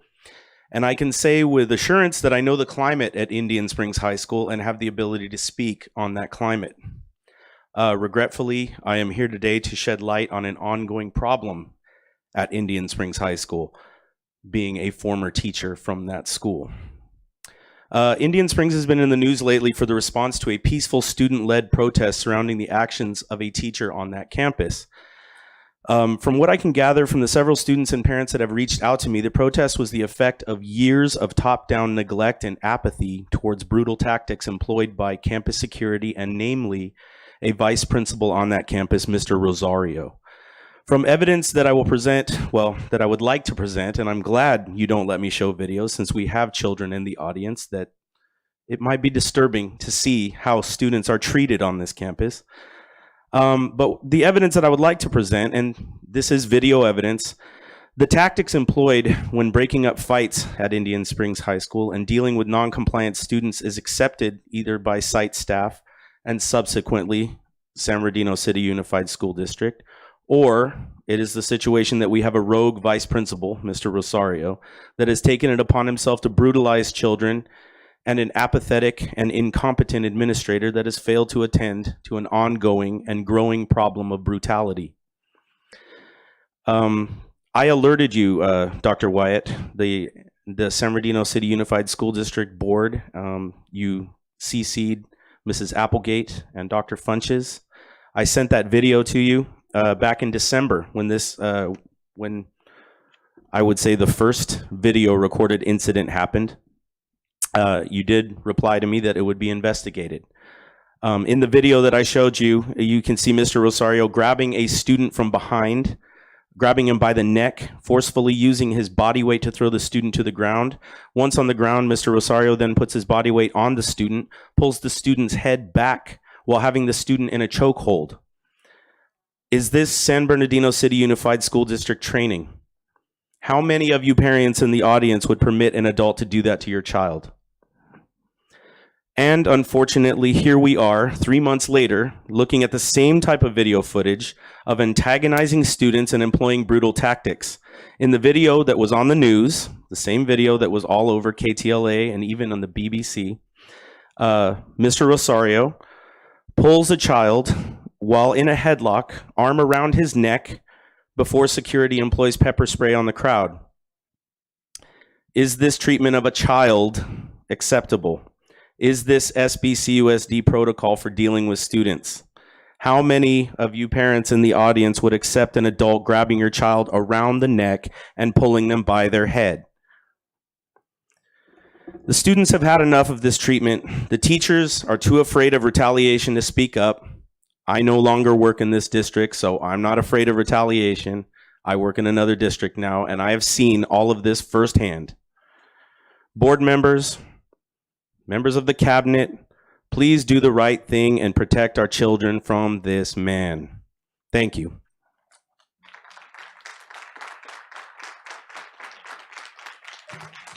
Mr. Ogade, real quick question from me. Yes. Did you ever receive a response to that email? You The replied one that to... we replied to, yeah. No, I never received a response. All right, thank you. How's it going? I'm Kai King. I am co-founder of Stronger Together Now. We are an outreach program that works in the Inland Empire, and I was reached by Phil on the situation at hand, and we are here for the community to bring this to light. I think that far too often we have schools like this in San Bernardino that get glossed over. A lot of people have reached out to us and said those kids deserved it. These kids are unruly, that these kids are San Bernardino kids, and that they just act like that. As he said, how many of the parents in this audience would be okay with someone slinging their child to the ground? How many of the parents in this audience would be okay with their children being pepper sprayed at school? Our job as parents, educators, community activists is to take our kids to school and hope that they get educated, not that they get manhandled and brutalized. And then the response is, well, they're San Bernardino kids, that they act like that and they possibly deserve that. We have reports that the faculty at the school was actually using the N-word. And that was the reason that the peaceful protest was started, to peacefully protest, to bring attention to the treatment that these young men and women have been subjugated to in Indian Springs High School, and possibly Pacific, possibly Cajon. If this was in Loma Linda or in Redlands, it would be on the news and everyone would know about it. But unfortunately, our San Bernardino schools, again, get glossed over. So I give credit to this man for stepping out and really bringing attention to it. He's not worried about his career or his livelihood. But you have the young children and the teachers that are at the school that are like, I'm not going to step out because I don't want to be victimized, or I don't want to lose my job. So again, I urge the community to listen to the children. These kids aren't making these things up. These kids aren't saying that they're being called the N-word or being sexually harassed or being treated poorly for fun. Please listen to your children, and I urge you guys to do whatever needs to be done to remove this vice principal from the school. Thank you. All right, thank you. Looks like we have another light on, please. So that means a question. Ms. Rosales-Medina. Yes, I just wanted to clarify. I know you mentioned that it was all started because there was the N-word that was used. Can you clarify? I know you can't go into specific, but I'm just curious because I know that, yes, so if you can clarify what you just mentioned a little bit. The young lady, she actually was contacted by the Young Turks, which is a media outlet that's on YouTube, and they got the entire story of what happened. They had to dox the teacher's name. They couldn't put it online. But the young lady said that the teacher did call her the N-word, that they have been sexually and verbally harassed. And, you know, they just brought attention to that through the protest. But far too often when we have protests, we get beat up. The protest is a form of communication or a way to stop the opposition. But any and every time that we have protests, we get beat up. And then they use whatever footage is available to say that the kids are the ones that are doing these things. His video that he showed me and showed you guys shows the vice principal doing that. He's not an officer. He's not trained to de-escalate any of these situations. So if I go to a school and I know that my principal wants to be a maverick, now we have a problem. If the officers handle the situation and they de-escalate the situation, like he said, that has been certified by San Bernardino Unified School District, that's fine. But you have a video of the vice principal beating up the children. So that's the problem at large, is that we have people that aren't trained to do any of these things, putting their hands on children and then saying, oh, well, these are San Bernardino kids, they do that anyway. So you're kind of you're kind of making it an incited situation.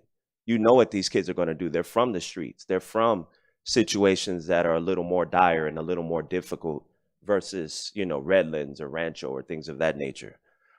From what I saw in the video, he incited them and made it even worse. His job is to be admin and to, you know, sign awards for kids, to get awards for, you know, their efforts in the community, not to body slam children.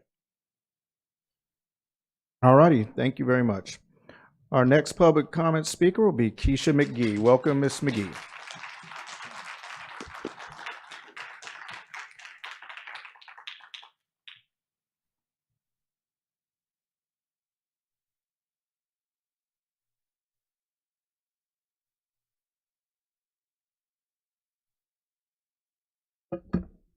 Good evening, board. My name is Keisha McGee. Most of you guys know me with my work as being a parent organizer with ICUC, Inland Congregations United for Change. But tonight I'm coming to you as a concerned parent who has a student in the virtual academy. My son Keyshawn was diagnosed with ADHD right at the end of his 3rd grade year. He was having severe behavioral issues and educational challenges that caused me to have to often pick him up from school without him completing the school day. It was very frustrating for me as a parent. My husband and I decided to put him in virtual academy so that we could at least try to control and manage his behavior issues while on the virtual setting and being at home. He started his 4th grade year with 2 teachers. They were not assigned to teach together, but decided to because they understood the benefits it would have on the kiddos. I right away could tell they were teachers who knew how to teach in the virtual setting, a lot different from what I was seeing when the world shut down on the cusp of COVID and us as a school district was pushed in the online world of schooling. They right away identified Keyshawn was often frustrated, rushed through his work, finding it hard to keep up with the other kids, and often asked them to repeat their instructions. They reached out to me about these issues, and I recently explained that diagnosis. They asked me if I was familiar with a 504 plan. I knew about 504, but was really against it. I felt it was a label placed on kids, and I didn't want my kid to be labeled as the ADHD kid that wasn't doing good in school. They helped me see the significance of having extra support in place so that Keyshawn had every opportunity to thrive and succeed in his education.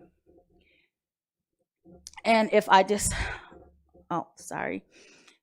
they helped draft the 504 plan that would accommodate Keyshawn online schooling and if I decided to return him in person. It was in our conversations of developing a good 504 plan for Keyshawn that I learned that they had educational background in online teaching, and both were highly qualified in online instruction. They and teachers like them are excelling in the virtual academy, going above and beyond to ensure students are getting the lesson and understanding concepts through the virtual setting. This is far more than what I have seen in similar settings. One teacher is involved in engaging in parents in the virtual academy. Her heart's desire is to make sure that kids, parents, and students have everything in the virtual academy realm. I couldn't have asked for better teachers in this period of transitioning from in-person to virtual. The start of 5th grade was rocky, to say the least. His new teacher, who I won't call out in public, not only refused to follow his 504 plan, but didn't want to respond with questions I or Keyshawn asked regarding schoolwork. She was often condescending in her tone, rude and disrespectful. She was absent a lot of Keyshawn spent his first half of the semester with substitute teachers, who also, along with students and parents, couldn't even understand the instructions and lesson plan that was laid out by this teacher. I often saw her struggle with apps and how to access them, even how to work them. Keyshawn and other students were scared to even ask questions because when they did, she would respond with stuff like, "Didn't you hear what I said? And I spelled it out in your agenda, refer to it." She would say it in a very rude way. She even didn't show up for Keyshawn's parent-teacher conference or cared to bother saying why she didn't. After meeting with the vice principal and about this matter and other things, I decided to remove Keyshawn out of that class. It was the best thing that I did. He was placed with another teacher who... Time. Thank you. Okay, Ms. McGee, thank you. Okay, so let's see if we have lights. All righty. Our next public comment speaker will be Estefania Esparza. Welcome.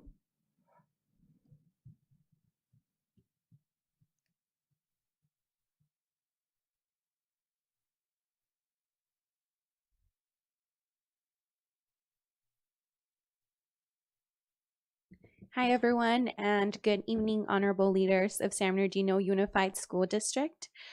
We are presenting a letter as a follow-up to our presentation from the board meeting on December 13, 2022, excuse me. Inland Congregations United for Change, ICUC, together with the partnership from the Future of Learning, Pico, California, and educators statewide continue our advocacy for community schools that center on giving students and their family the necessary support and services for them to thrive. We are at a crucial point of a transformation in public education in California, as millions of dollars continue to be invested for the creation and investment of community schools.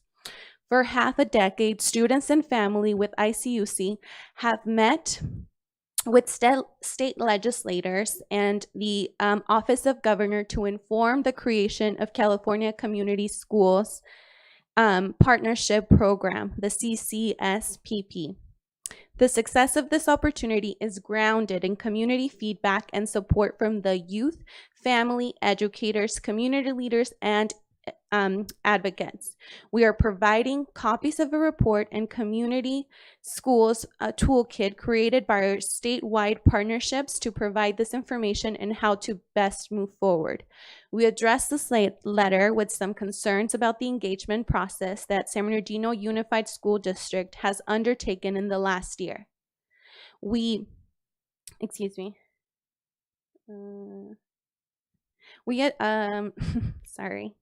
Last May, the California Department of Education approved grant requests from school districts statewide for community schools implementation and planning grants.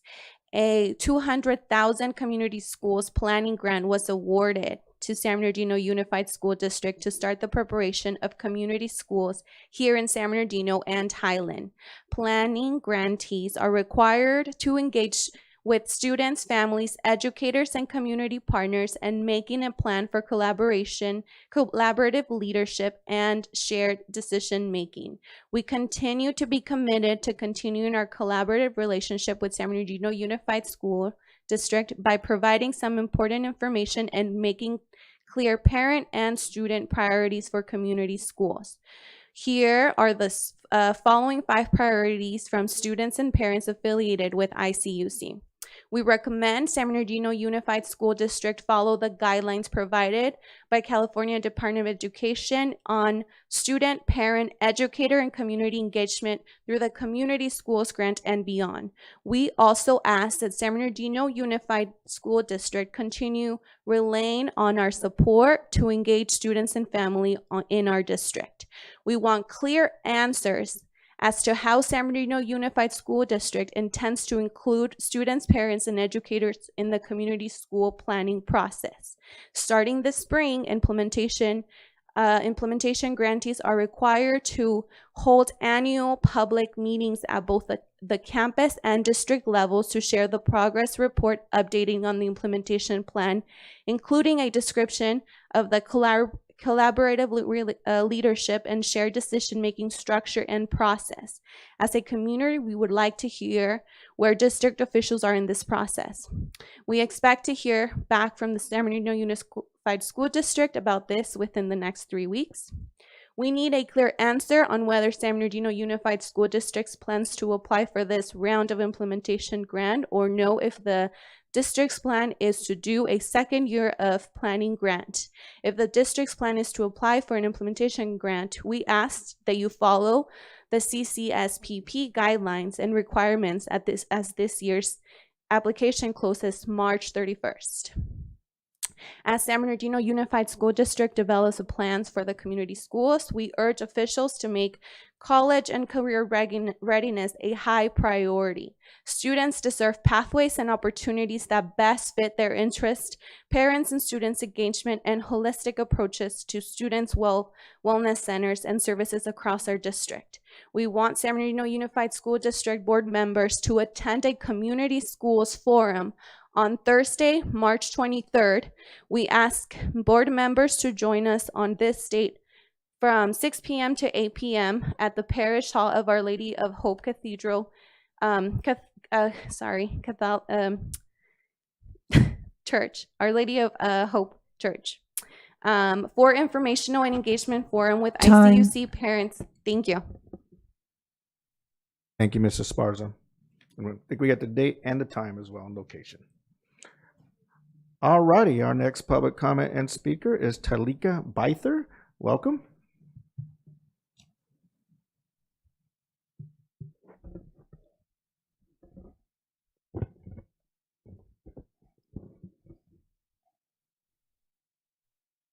Good evening.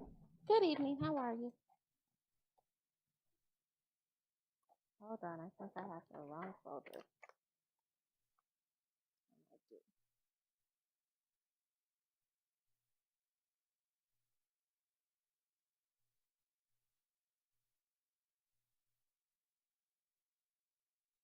Good evening, board members. I come to you with an incident that I personally witnessed more than once this school year under the same administrator hired and placed at George Brown Jr. Elementary School. The first time I saw a child being mistreated at the hands of our administrator and a few staff members, I sought help from various people within our district. No resolution resulted from my actions. So this time I'm coming before you as once again I have witnessed the administrator and a few staff members at George Brown Jr. Elementary abuse their authority over children. On Friday, March 3rd, 2023, at a school assembly to enhance culture and climate at our site, I witnessed the principal at George Brown Jr. Elementary School embarrass, heckle, and make a mockery of a group of students who were doing nothing but exercising their freedom of speech. This incident occurred even after having met on this very same issue with SBTA, Dr. Funches, and Luis Chavez in August of 2022. We are not going to continue the assembly until everyone stands. Everyone needs to stand for the Pledge of Allegiance. If you don't want to say it, that's fine, but you will stand. And the assembly was held up. Again, we are not going to continue, she repeated over and over, until everyone stands. Seeing that the kids' resolve was strong, she continued.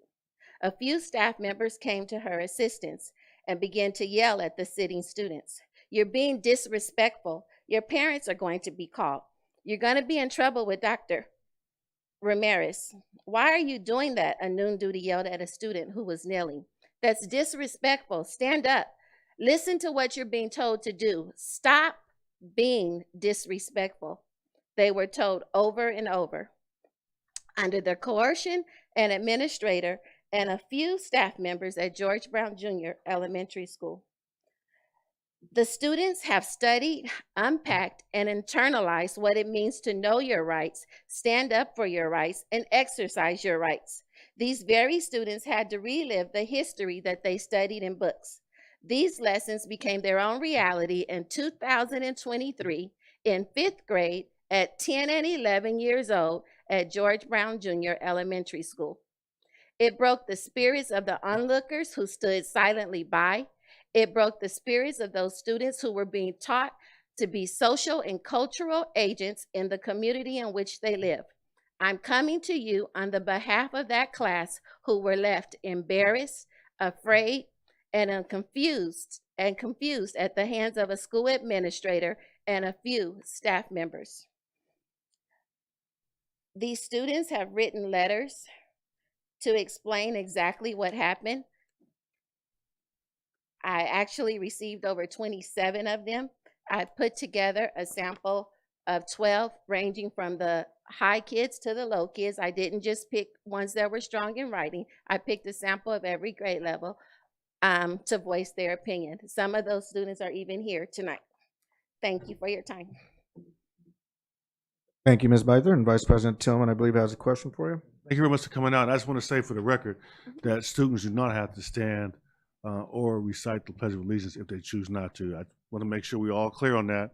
And we had a meeting with Dr. Funches, Luis Chavez, and SBTA to make that clear, but for some reason it did not occur on this past Friday. And that's the reason why I want to make sure we stated here openly to the public that a student does not have to stand for the Pledge of Allegiance or put their hand over their heart or recite it.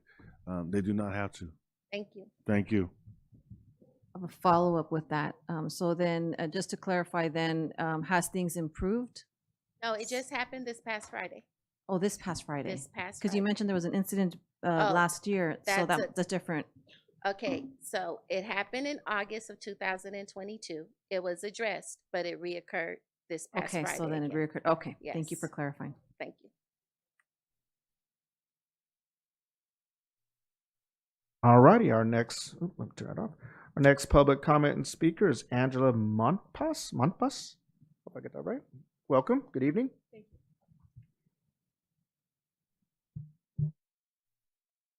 President Wyatt, Vice President Danny Tillman, members of the school board. I'm here before you tonight asking for your help. My school site, George Brown Junior Elementary School, is falling apart at the seams like it never has before. Our current school population is 756 students, which means we are the largest elementary school in our district. Our daily attendance rate is 90.4%. Our overall CASP results for 2021-22 in reading met or exceeded was only 25%, for math 15%, which means those who nearly met or did not meet was 75% in reading and 85% in math. African American students who met or exceeded was only 9% in both reading and math. This means that 91% of our African American students nearly met or did not meet the standards in reading and math this past year. The same is true for our English language learners. We are now a program improvement school according to our current administration, and there are many variables that point to our lack of success. We have had no less than 12 administrators since November of 2015, 3 principals, 4 retired administrators, and 5 vice principals. Most of these administrative changes have occurred in the last 3.5 years. All but 2 have been newly hired administrators with little to no experience. This has had a destabilizing effect upon our sites and among our staff, since each administrator has implemented necessary changes to complete their vision for our school. Some visions have been very contradictory to other visions. As a school site council member, our SIPSA plan has not been fully implemented since 2015. In our SBSA, our support staff is to be utilized in our classrooms, working with students. This is not happening. To be clear, our CASP data was poor before the pandemic. Now, considering the devastating effect of COVID and what it has had on student learning and student achievement, we need an all-hands-on-deck approach to help build the numerous gaps in students' understanding and achievement. It is important to underscore that the most successful interventions come through student contact with staff. This has not been fully practiced for multiple school years. This school year, we have lost multiple teachers and staff, including a dual teacher, a demonstration teacher, a resource pull-out teacher, our school librarian, and several certificated resident subs and interns, all of whom left abruptly in the middle of this 2022-23 school year. To these points, we have supplied a list of just a few alarming and unusual practices to share with the board that gives you a better glimpse of our school site. Out of courtesy, I will not be sharing the contents of that information publicly, but I am trusting it will be received and reviewed by each of the board members in earnest. So with this information, I am hoping that you will be able to assist George Brown Elementary School to become the successful school it was meant to be for the sake of our students. Thank you. Thank you, Ms. Montbus. Alrighty, our next public comment and speaker will be Sandra D. Trujillo. Welcome. Good evening.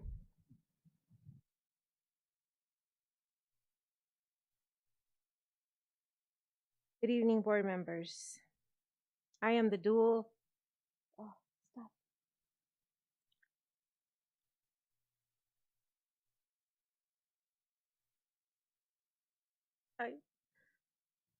I am the dual immersion teacher who abruptly left this school year. I love my students dearly, and I did not mean to come up here and cry. And I'm gonna stop. So, I'm good, thank you. My name is Sandra Trujillo. I am a dual language immersion educator.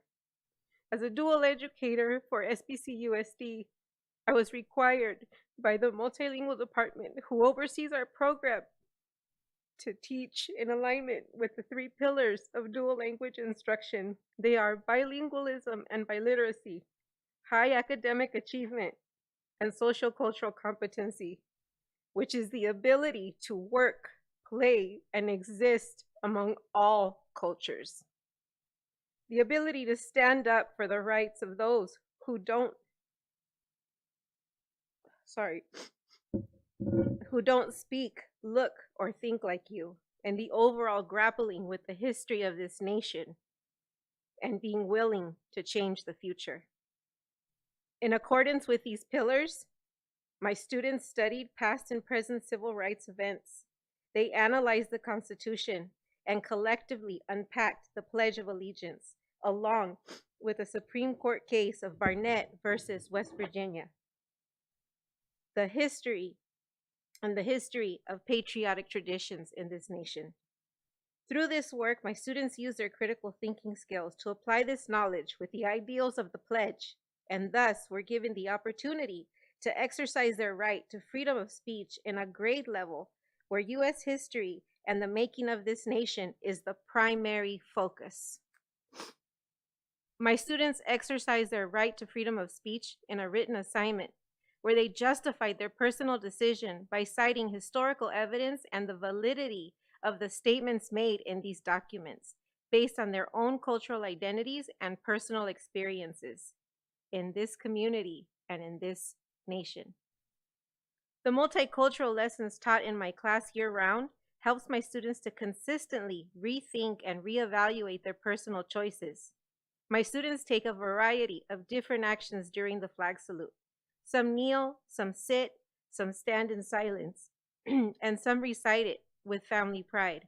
But all are valued, celebrated, and respected. Thank you. Thank you, Ms. Trio.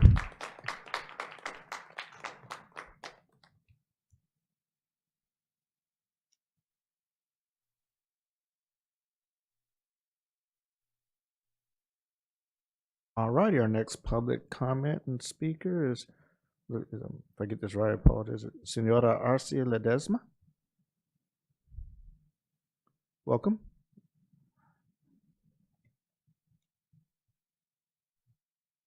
Hello, my name is Hannah Arce, and I have a student in George Brown Elementary, 5th grade dual emerging. That's Isabel. That's Ms. Trujillo was her former teacher. And I'm really here on behalf of the behavior of a principal making threats to our children to call their parents if they don't stand up for the Pledge of Allegiance and making them cry. I'm really disappointed with the way she behaved in treating our children.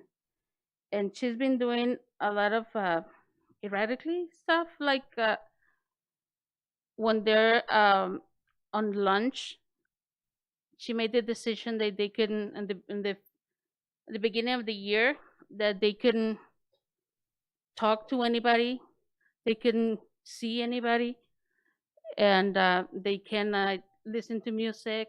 They, I don't know, she really makes them cry. So I'm really not happy with the principal. Thank you. Okay, thank you, Ms. Ledesma.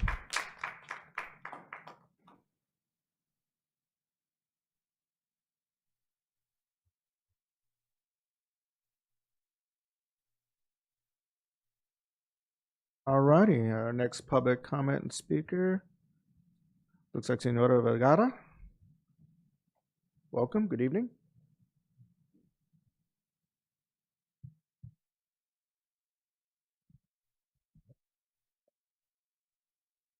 Buenas tardes.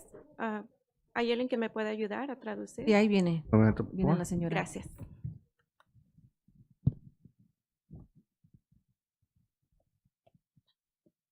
Gracias. Bueno, yo soy mamá de un niño de la escuela George Brown Elementary.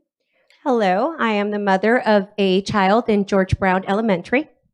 En el mes de noviembre, a principios del mes de noviembre, se supo que un niño de la clase de mi hijo, está en 5º grado, tocó a mi hijo inapropiadamente, pero no nomás a mi hijo. So at the beginning of November, and the month of November, it seems like there's a child in 5th grade who touched my son inappropriately, not just my son. Y a mí me habló la maestra para avisarme. Ya me hablaron como 2 horas antes de que salieran los niños. Eso se había sabido desde la mañana y a mí me avisaron hasta muy tarde. So the teacher called me 2 hours before the children were going to be let out. And that was a bit too late because the children were already going to be let out. That's something that was known since the morning. Cuando yo llegué a la oficina, en ese rato le hablaron a mi hijo. When I arrived at the office, they called my son. Entonces la directora me empezó a explicar qué era lo que había pasado. Entonces yo le pregunté que por qué hasta ese momento ellos me estaban avisando, si ellos sabían desde temprano lo que había pasado con mi hijo. So the principal started explaining what was happening, but I then asked her how come she didn't call me earlier when it had happened. It had already happened and she knew earlier. Ella se molestó mucho porque la maestra me había avisado primero, la maestra antes que ella y la subdirectora, estaban las dos. So she got bothered, she was bothered because the teacher had let me know beforehand. And well, she's the vice principal. They were both there. Me dijeron que la maestra no tenía por qué haberme avisado a mí. Entonces les dije que entonces ellas cuándo me iban a avisar a mí. Yo como mamá, cuando algo le pasa a mi hijo o ustedes como padres, ustedes quieren estar en el momento casi que su hijo está siendo dañado.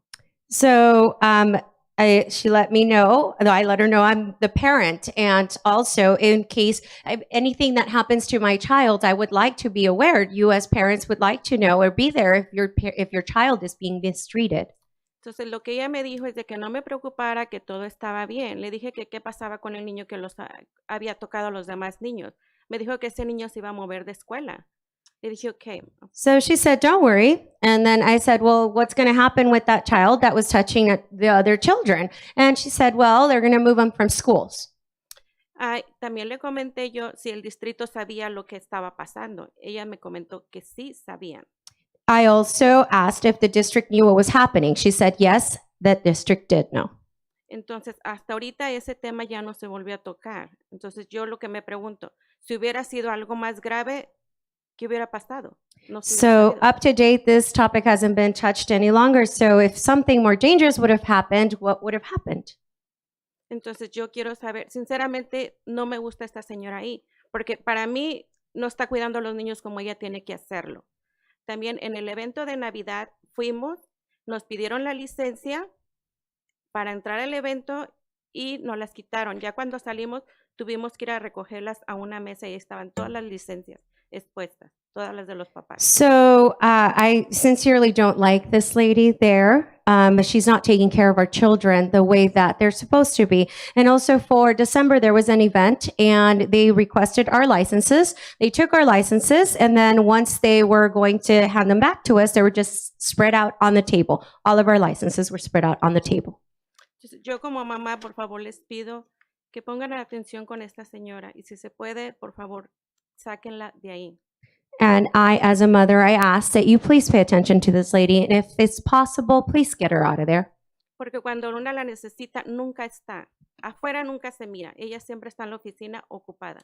Because when we need her, she's never there. Outside, you never see her. She's always in the office, busy. De hecho, yo desde que pasó ese evento con mi niño, hasta ahorita ya no la he vuelto a ver a ella. As it is, ever since that incident happened with my son, I haven't seen her.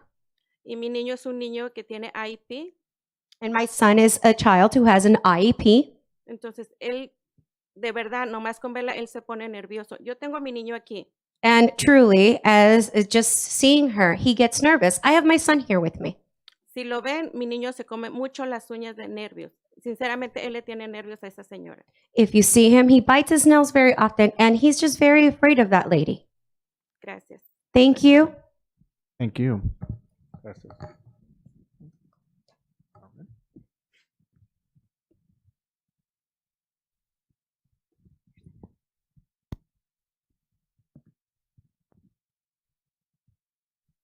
All righty, our next public comment speaker is Ronald Truss. Welcome and good evening.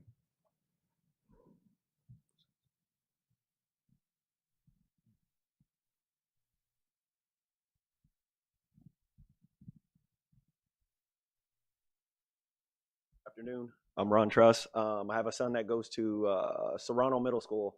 From what I've been hearing, it just sounds like you guys have a bunch of rogue vice principals and principals. My issues with a principal. 2 weeks ago, right before the storm hit, my son texts me that the principal wanted to take his cell phone away. He put it from one pocket to the next pocket. And I go to talk to the principal. We had a meeting outside in the rain when it was about 38 degrees. I did call Dr. Funchy about it. He told me he was going to handle it. As of now, Ms. Freeman doesn't give a shit, excuse my French. She told me that she doesn't care about the district. I had this conversation with Dr. Funchy yesterday when we were trying to have a middle ground. Dr. Funchy told me that they were going to schedule a meeting so we could have a medium ground, and parents and administrative staff to work together. Ms. Freeman is power hungry. She doesn't want to listen to nobody. My son is a 3.8 student at the school, has not had no referrals ever at the school. This is my first encounter with her. So from here on out, I guess it's just going to be bad interactions with her. And like I told my son in front of Ms. Freeman and Ms. Stevenson, I literally tell him every day to pull his phone out. And if they want to keep him in the office and him miss out on education, then that's just what we'll do. And that's just where I'm at with Ms. Freeman. So I don't know what you guys want to do with Ms. Freeman. It's just, I think she needs to work with the parents instead of against the parents. But I don't know what else to do. I don't know what else to do. It's my first encounter with her. So if nothing's going to be done on you guys, then I guess I'll just have to take things in my own mind. I don't know. Dr. Wyatt, as the evaluator of that school site, I was working with Ms. Freeman and Mr. Truss, and I'll continue to do that. We'll have a follow-up session probably at the end of the week just to go over some of the concerns presented here and see the best possible way to move forward. And I'll leave it at that, as it is a personnel issue as well, okay? Okay, but I do think sometimes it'd be nice for you guys to physically see how some of you guys' staff act besides just hearing it, because it's so appalling that you could have a faculty member tell you straight to your face, if he can't follow procedures now, what is he going to do in the future? I mean, what are we alluding to now?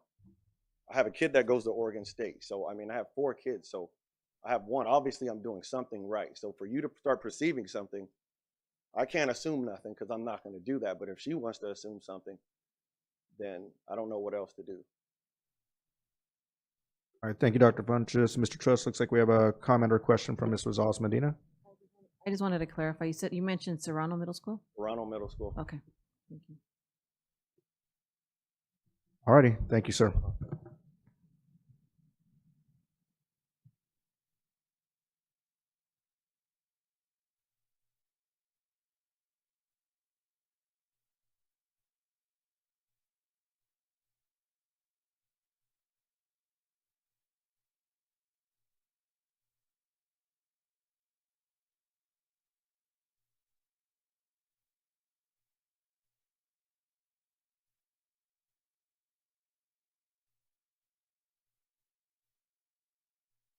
All righty, our next public comment and speaker is Mr. Francisco. Are you still here? Welcome.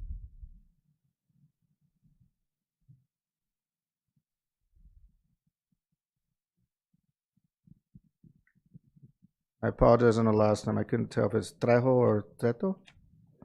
Treto? All right, gracias. Treto es T-R-E-T-O. Treto. Bueno, buenas noches a todo el distrito escolar en general. Yo soy un padre de familia. Good evening to the entire board in general. I am a parent. Mi hija se encuentra en la escuela George Brown. My daughter attends George Brown. Y bueno, lamentablemente este caso se relaciona con un anterior caso que yo tuve. Tuve un hijo con autismo. So unfortunately, this case is relatable to another case that I had. I have a son with autism. Y por culpa o en base a acusaciones de maestros que no son buenos elementos, acusaron a mi hijo que no servía para la escuela, que afectaba sus credenciales. Es que está relacionado con el caso anterior, con el caso que sigue, y que no lo querían en la escuela. So based on teachers and comments and accusations from the teachers, they would tell my son that he was no good for school, that he was affecting them. And well, what I'm telling you has to do with the next case that I will talk about. Mi hijo necesitaba el programa de EAP, algo así, para autismo, para autistas. Y entonces el maestro, uno de ellos, llegó a la acusación máxima de que mi hijo era un criminal. Y lo escribió en las notas. So my son has a program, IAP, or for autism. And well, it got to the point where a teacher came to the point of accusing my son as a criminal. And it is in the notes. It's in the notes.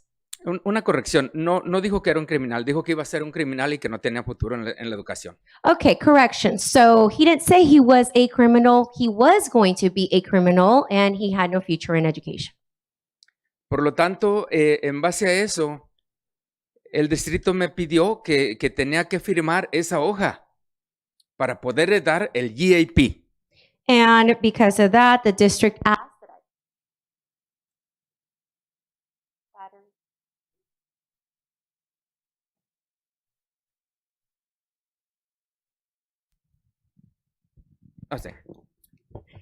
And because of that, the district asked that I had to sign the documents in order for the IEP to take effect. Entonces, el distrito, pues, en base a eso, me estuvo deteniendo a mi hijo por 3 o 4 años de esa necesidad que tenía él de EAP, de autismo, y afectó su rendimiento escolar y todo. Voy a concluir. Okay, and because of that, the district held back my son 3 or 4 years of not being able to get the assistance that he needed from the IEP for the autism services. So I'll just get to the point. Para concluir, lo que quiero llegar a decirle al distrito, que a veces como máximos representantes podemos equivocarnos y necesitamos ayuda. Nuestra comunidad, nuestros hijos, nuestros alumnos necesitan ayuda. Prueba de ello, concluyendo, mi hijo tiene 3 carreras profesionales. Ese criminal que se acusó que iba a ser negativo para la sociedad tiene 3 carreras profesionales. So in conclusion, and we need the maximum representation from the district. And yes, we all make mistakes, but our students need it. And just to let you know that criminal now has 3 professional careers. 3 professional careers. 3. 3. No 1. Not 1. En otro caso, yo no tenía el derecho o el conocimiento de conocer a la maestra Trujillo. Ella es maestra de mi hija y tenemos un caso similar. And on the other hand, I didn't know, I had no knowledge of meeting Miss Trujillo, and she is my daughter's teacher, and we have a similar case. Tenemos un caso similar porque no es ella, es la maestra que es la directora de la escuela, ¿cómo se llama? La directora Ramírez. Ramírez. And well, it's not her. It's well, in this case, we're talking about the principal, Ramirez. Con mala conducta, esta directora con mala conducta y aparte haciendo menos a nuestra comunidad, tratando de quitar la escuela bilingüe, que es un instrumento principal para nuestra comunidad, y aparte ofendiendo a nuestra comunidad y ofendiendo a los alumnos y no permitirles su creatividad como elementos. And just in part with this bad behavior, belittling our community, trying to eliminate the bilingual program, and which is something very important. It's a key instrument in our education, and also not allowing them to just express their creativity. Entonces, yo felicito a la maestra aquí, a la maestra Trujillo, que es un buen elemento. De hecho, mandaron a esta maestra como que exclusivamente a quitar a la maestra Trujillo de su escuela. And I congratulate Ms. Trujillo, who is a great element and asset. And it almost seems like that they send this other person to take out Ms. Trujillo out of that school. Yo no tenía el conocimiento de conocerla, pero estaba behind my daughter, detrás de mi hija. I didn't know her, I hadn't met her, but she was behind my daughter. She was supporting my daughter. Y del conocimiento de todo lo que está pasando en la escuela con esta maestra, esta directora, honestamente, es un elemento negativo. Negativo, 100%. And with everything that's happening at the school, and also just this principal, she is just bad element in that school. Negative. Es todo. That's it. Gracias. Okay, thank you, Mr. Toledo.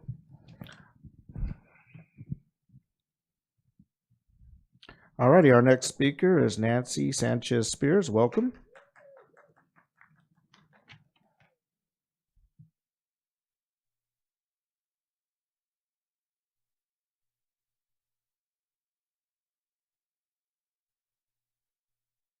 Good evening. My name is Nancy Sanchez Spears. I'm a retired teacher with the San Bernardino City Unified School District. I know many of you, and it's nice to see you again. I'm not used to sitting that long. My knees kind of froze up. I appreciate the support that you give to the teachers who are up in the mountains. I know you're very concerned for them and hoping that they'll be down soon. But I'd like to remind you that there are teachers here in the district who are working twice as hard, 3 times as hard, in support of those teachers by covering classes, by having extra students in classes, and they too are under stress. So I hope that you will remember in some way to compensate both sides who are having difficulties during this time. I know you are very sensitive and appreciative of teachers and staff. And I know it's not just teachers, there are staff up there too. And it's tough. But I do have a nice note to say that one of the teachers contacted me and said that even though he doesn't like being up there, he's been able to assist and support many of his elderly neighbors who have absolutely no support. So our people are good. And I just wanted to share that with you and let you know that I appreciate all your support. Thank you. Thank you, Ms. Spears. Spears, thank you for coming. And I do want to tell you, I thought this said snowboarding. I thought because of physical education you were talking about. But thank Did you. have snowboarding on there, by the way, so you inspire us.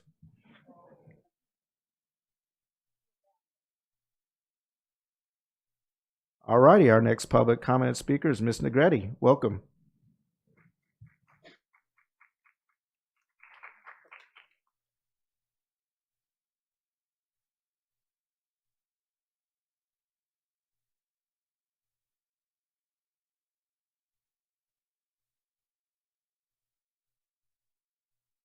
Good evening, Board.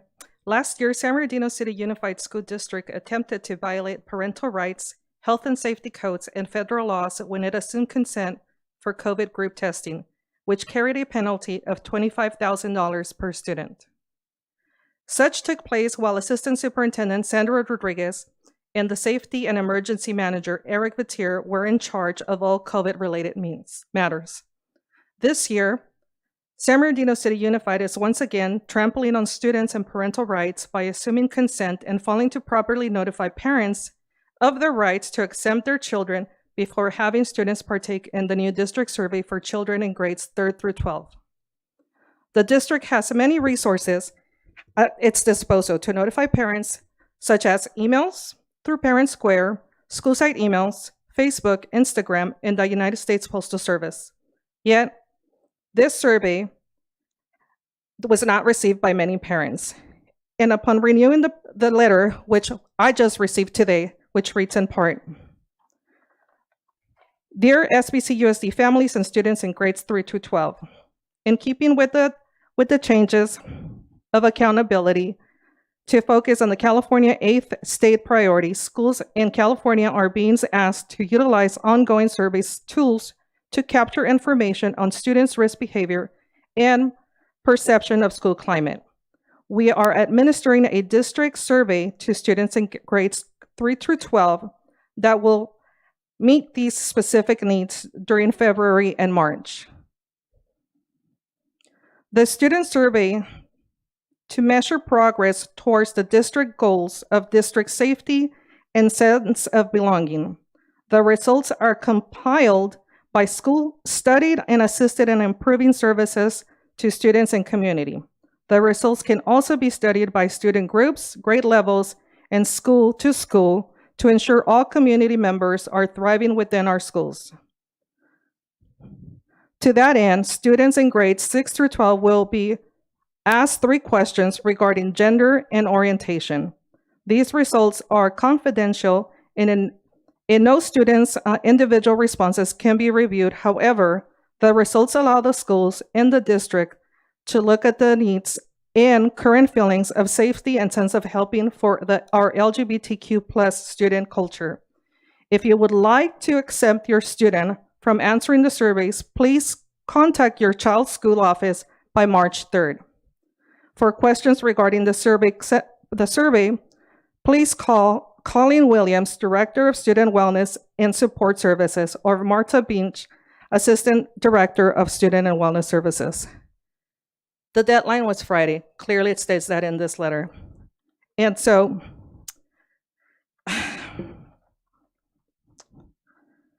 because we are just receiving it, and some of the schools have already taken it after the fact, I'm here to make a formal request. As elected representatives of all students and parents, I strongly encourage you to support services that are inclusive of students without the need to be intrusive or provide intrusive thoughts, acts, or behaviors to children. Today, March 7, 2023, I am formally requesting that you direct San Bernardino City Unified staff to cease and nullify the surveys taken to capture student risk behaviors and perceptions of school climate. Cease participation of surveys till the district has obtained consent from parents or guardians. Nullify the taken surveys due to the absence of parental or guardian consent and untimely notification to exempt their students. The district letter dated February 20th from Director of Student and Wellness Support Services, Colleen Williams, was received by some parents via United States Postal Service mail on the last day to exempt children. From surveys, to date, the parents have expressed that they did not receive the letter before, and they were unaware that the survey was being administered. In the past, the district has utilized many of their resources. To this date, none of those were used.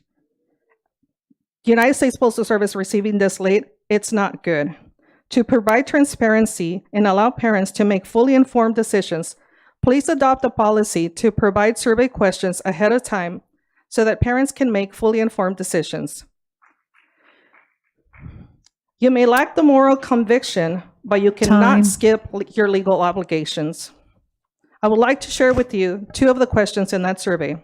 Question number 25, some people describe themselves as transgender when their sex is assigned at birth that does not match the way that they think or feel about their gender.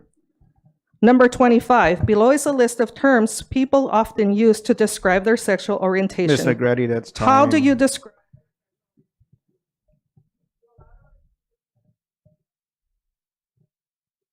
If there were questions or comments from the board, we didn't.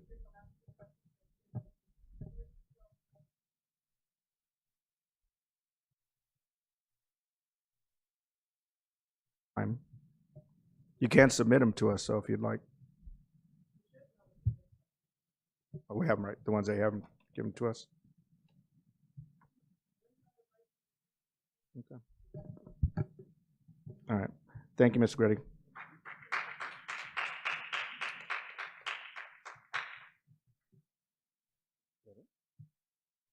Oh. All right. Ms. Cunningham, is that it for in-person public comments, I believe? Yes. And then we have one virtual public comment? Yes. Okay, and I believe that is Miss Jessica King, if she's still with us. Yes, I'm still with you. All right, good evening and welcome. Thank you for having me. I am a San Bernardino resident. I've lived here for over 20 years. I'm a graduate of Cal State San Bernardino, as are my parents. Mr. Barry and Marvell Thompson both graduated from Cal State San Bernardino and were active teachers in the Rialto School District. I myself was a PTA president at Carmack and Harmon Elementary, both special education schools in San Bernardino, and I myself has received the recognition of the board. And tonight I am here to express concern over excessive use of force in the schools, and that I hope that the board and the administrators at the school site at Indian Springs will take into consideration the concerns of the faculty, students, and families, and consider removing the vice principal or making sure that these things do not happen again. And I would also like to include that as a parent, I would definitely have an issue with this, and I would hope that no criminal charges are being brought upon the children.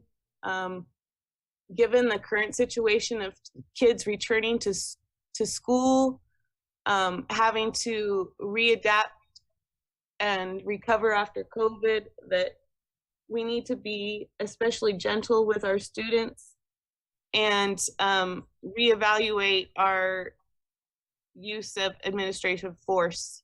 So thank you. Thank you, Ms. King.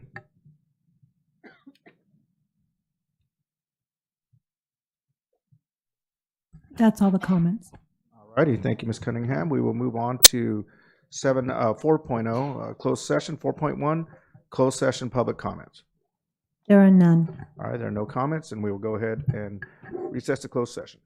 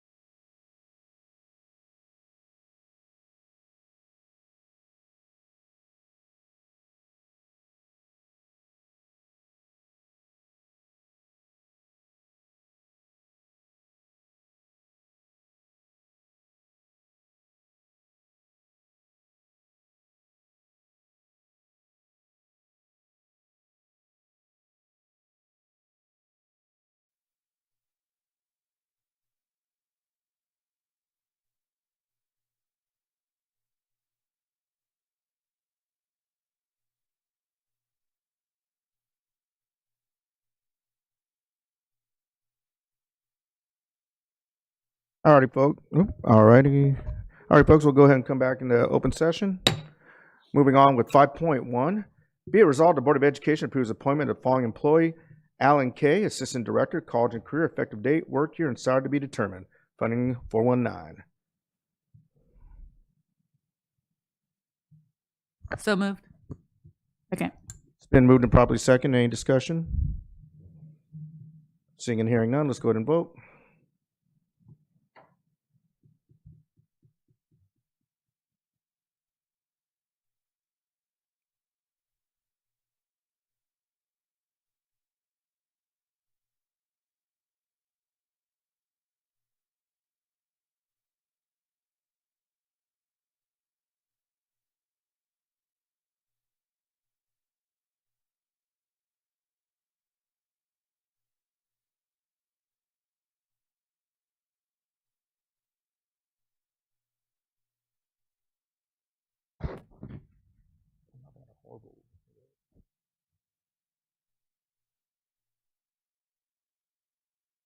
All right, motion carries. Mr. K, congratulations. Dr. K, excuse me.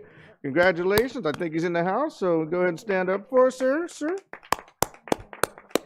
Thank you for your patience in waiting these long nights. I imagine you have many more ahead of you now, so congratulations.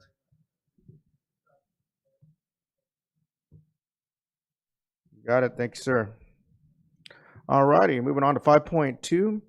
Be resolved, the Board of Education approves settlement agreement number SS-22-23-02 in the amount of $47,000 for $47,411.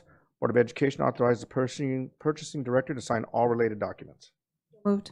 Second. It's been moved and properly second. Any discussion? Hearing and seeing none, let's go ahead and vote. Dr. Wyatt, can we do a verbal on that? My board docs is not working right this second. Yes, ma'am. We will start to my left with Ms. Chahusky.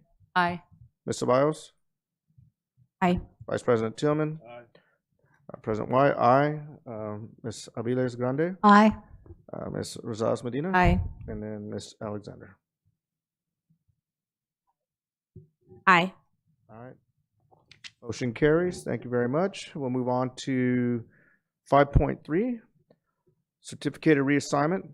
Be it resolved, the Board of Education has determined on an individual basis that the following certificated employees be given notice prior to March 15th, 2023, that their employment with the district not be renewed for the 2023-2024 school year pursuant to Education Code 44929.21, and the superintendent or his designee is hereby authorized to give written notice of the action prior to March 15th, 2023, pursuant to Education Code 44929.21, HR-CERT 22-23-07, HR-CRT-22-23-08, HR-CRT-22-23-10. So moved. Second. It's been moved and properly second. Any discussion? All right, hearing and seeing none, let's go ahead and vote.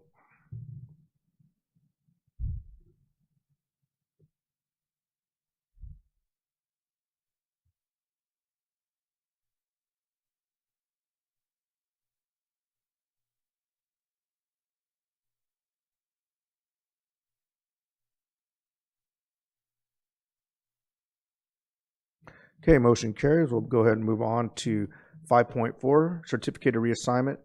Be it resolved, the Board of Education has determined that the following certificated employee be given notice prior to March 15th, 2023, that he or she may be released from assignment as a coordinator effective at the end of the 2022-2023 school year and reassigned to an assignment consistent with his or her credential authorizations effective at the beginning of the 2023-2024 school year, and the superintendent or his designee is hereby authorized to give written notice of this action pursuant to Education Code 44951, HR-CERT-22-23-05. So moved. Second. It's been moved and properly second. Any discussion? All right, hearing, seeing none, let's go ahead and vote.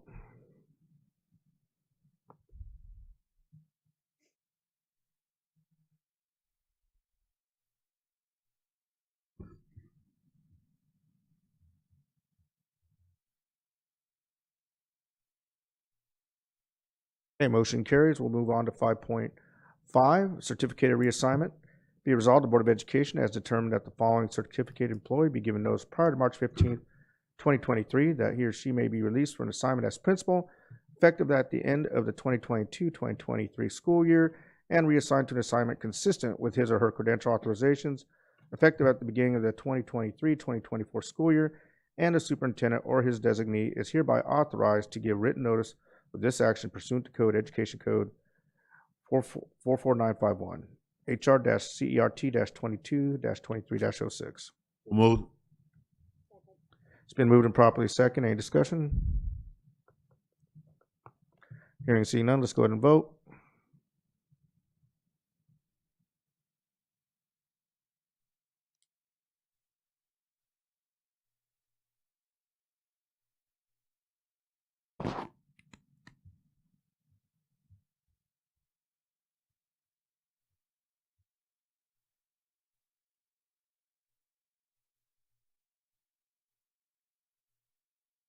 Okay, motion carries. We'll move on to 5.6. All right. Be resolved, the Board of Education determined that the following classified employees be given notice prior to March 15, 2023, effective at the end of the 2022-2023 school year. The superintendent or his designee is hereby authorized to give written notice of the action pursuant to Government Code Section 54957. Moved. Second. It's been moved and properly second. Any discussion? All right, hearing and seeing none, let's go ahead and vote.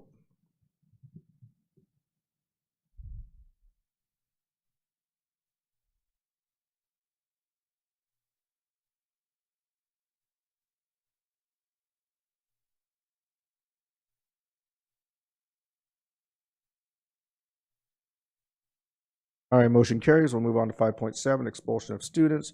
Be resolved, the Board of Education accepts and adopts the recommendation and findings of the hearing panel based on a review of the panel's findings of facts and recommendations, and orders the expulsion of the following students with identification numbers as listed below in accordance with the board rules and regulations and in compliance with Education Code Section 48900. Moved. Second. It's been moved and properly second. Any discussion? Hearing and seeing none, let's go ahead and vote.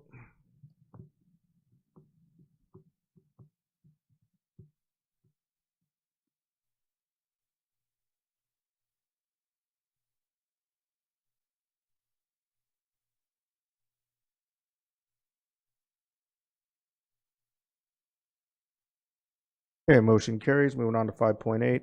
Be resolved, the Board of Education accepts and adopts the recommendation and findings of facts of positive youth development and orders suspension and or expulsion of the following students with identification numbers as listed below in accordance with the board rules and regulations and in compliance with Education Code Section 48900. So moved. Second. It's been moved and properly second. Any discussion? All right, let's go ahead and vote.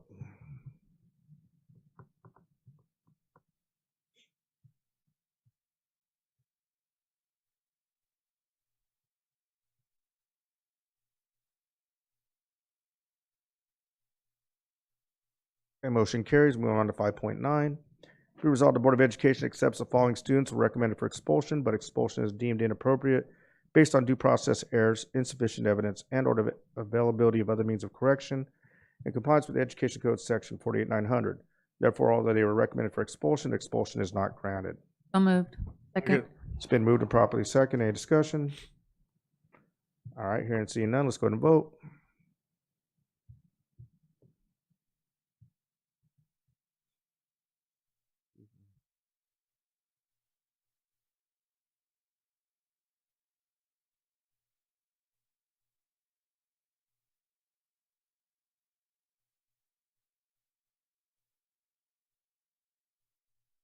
Okay, motion carries. Moving on to 5.10, lift of expulsion of students. The Board of Education authorizes the readmission of the following students with identification numbers as indicated below to schools of the San Mateo Unified School District in accordance with the board rules and regulations in compliance with Education Code Section 48900. So moved. Second. It's been moved and properly second. Any discussion? All right, hearing and seeing none.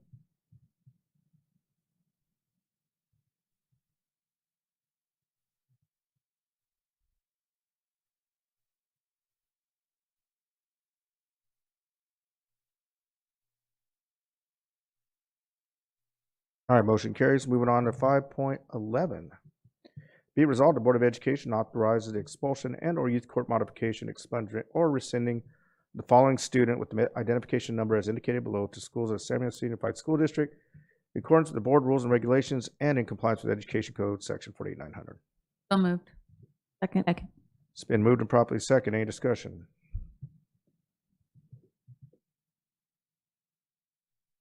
All right, hearing and seeing none, let's vote.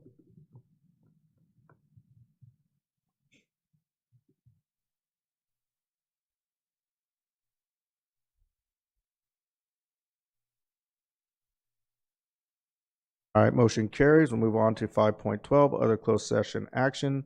There is no other closed session action, so we'll move on to 6.0, report by union organizations. 6.1, San Marino Teachers Association. No report.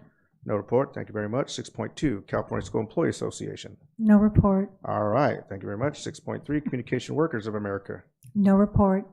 3 for 3. Going on to 6.4, San Marino School Police Officers Association. No report. All right, great reports. Thank you very much. We will move on to 7.0, board discussion. 7.1, CSBA Legal Services. All right, at the February 7th, 2023 board meeting, representatives from CSBA's district and County Office of Education Legal Services shared information with the board regarding their services. The board will discuss whether to use their services to provide trainings and or other legal assistance. And I believe we do have a copy of their presentation that was given to you as well. That is part of your packet. And I do see Ms. Rosales Medina's light on, so we will start our discussion with her. Yeah, no, I do support the fact that they will also provide, board member trainings, especially when we have new board members. I think that would be important. I know that CSBA also offers specific type of trainings, but it's always good for them in case they have any questions, just to quickly ask and so forth. So I think this would be a great way to help new board members as well as existing ones as well. Thank you, Ms. Rosales Medina. Any other comments? Oh, Vice President Tillman. There we go. Gotcha. I'm just trying to get a feeling when you say, what are we talking about doing here? I believe acquiring their services as legal services. I mean, it's one thing to ask for training about stuff, a whole different thing in terms of legal service. They didn't sound that robust to me. Right now, we select what firms we use based on the expertise that we need, correct? So this could be another firm that we use depending on what their expertise is? Because it really did sound like this is something they're just starting, and it didn't sound real robust when they were in the presentation. Well, and it is separate from CSBA. That's what it sounded like in the presentation. And then what's the scope of the contract you're looking at? I think that we'd have to look at, negotiate.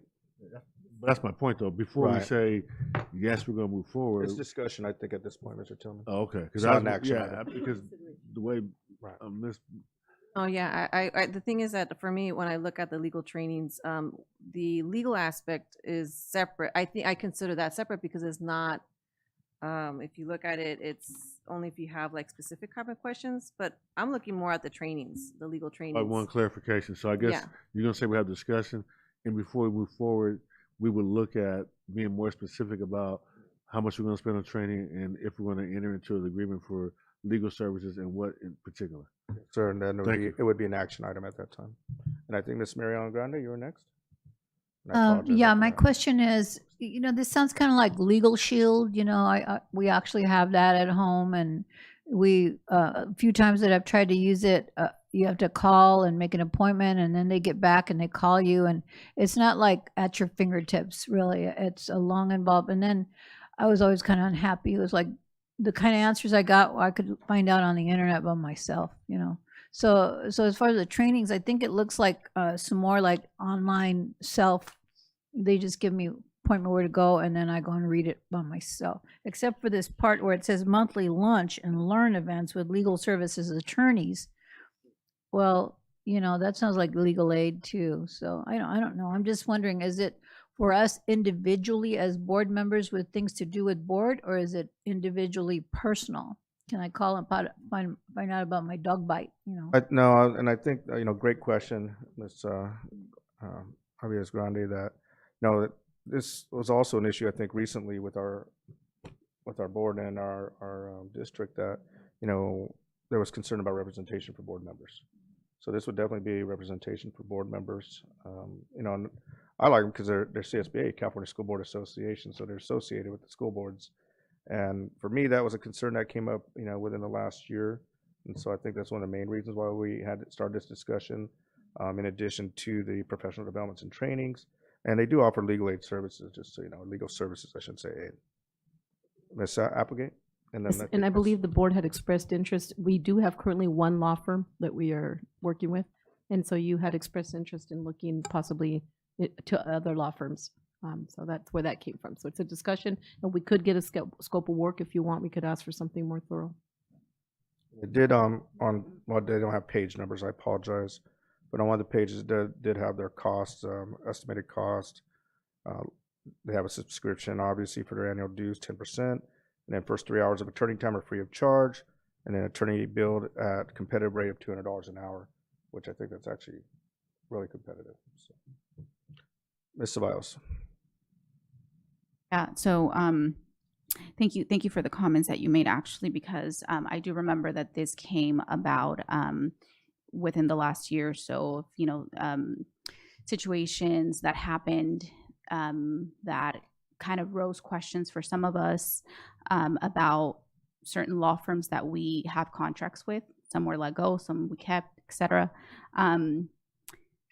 And in addition to the trainings that I think is great that we're doing that and that we're going to have access to it if we move forward with it, but also I am one of the board members here that would like to get more information about the legal scope, because I am interested and I would like for us to look into, and of course it has to meet the needs, right? But it sounds like they are relatively more affordable hourly than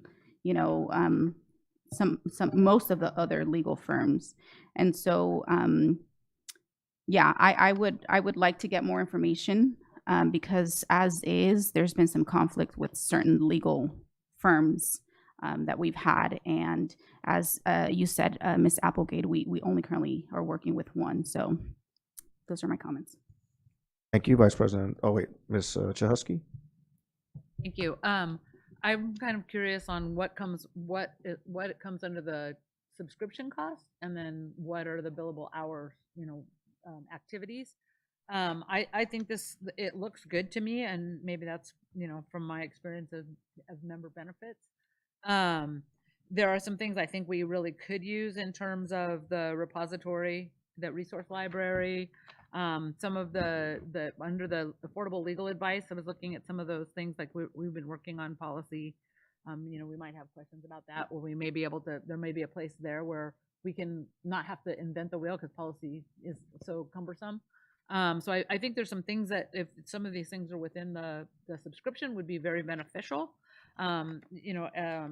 including the trainings. But I was just, really curious, like what's going to cost us the $200 an hour, and what comes within the subscription. So if we could do that, if everything we do is within the $200, then it might not necessarily be that good a deal. But it looks on first blush like this could be a real good deal for us, just to get some added expertise and some way for us as a board to be able to access information to make our work easier. Ms. Chahusky, Vice President Tillman. I mean, maybe I'm wrong, but I just can imagine. Right now, we only have a contract with one law firm.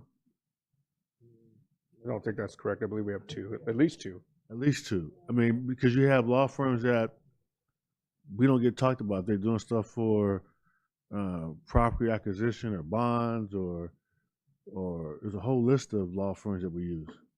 Mr. Chairman, no, we have more than one. One general counsel, which is Atkinson Anderson. But that's a general counsel. We have other. But then we just did one the other day for. That's what I'm saying. We have more than. I just want to be clear, right? Because to the average person listening, I don't want them to walk away thinking we only have a contract with one law firm, because that's not true. That's not correct. Yes, you're correct. That's not true. And you remember I bring information to look at if you're board interested to explore, bring another general counsel. And you brought another law firm because you said they were more responsive and could do work for us also. Correct. And I have to say, you know, I'm all about saving money. But when you go to law firms and you're in a case or you're about ready to deal with some legal issues, usually the more qualified and expertise a firm has, the more they're going to charge you. And usually if you get somebody that's cheap, you're not jumping up and down because you're excited about it, you got a cheap law firm. You're going to have a concern that this might not be the best one in this area.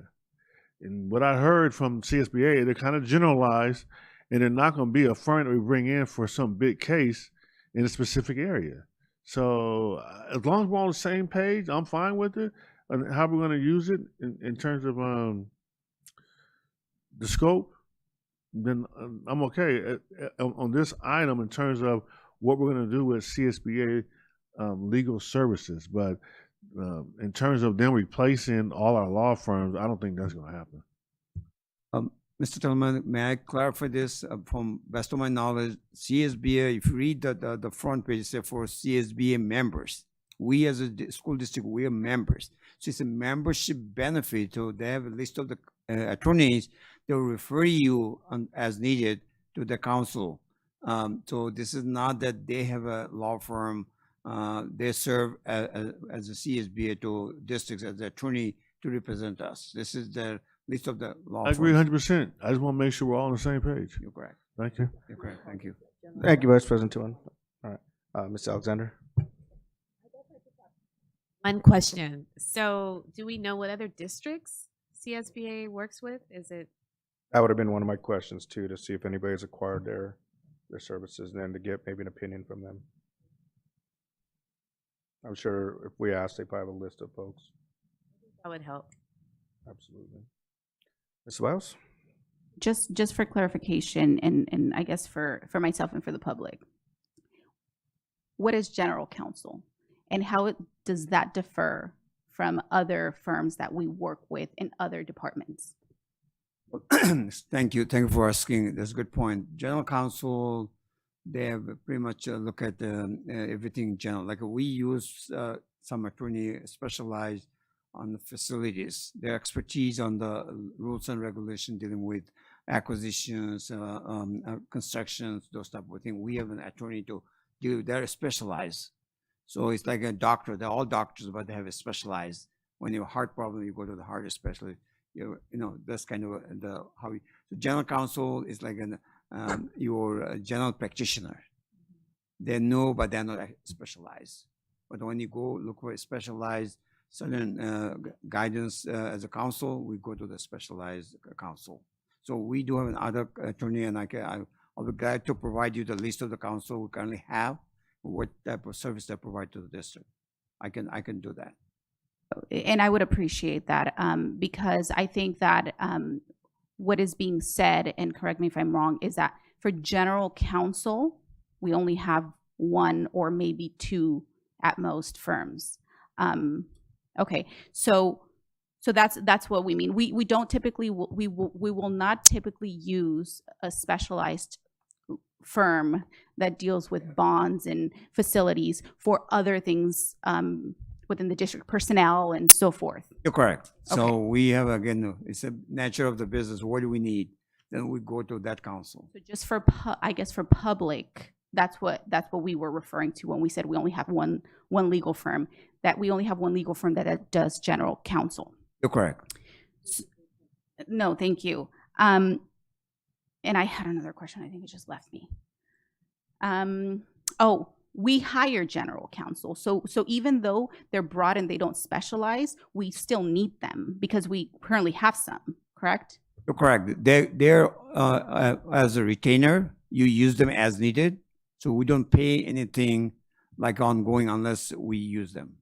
Every time you call them, they're like the clock is running and they charge you.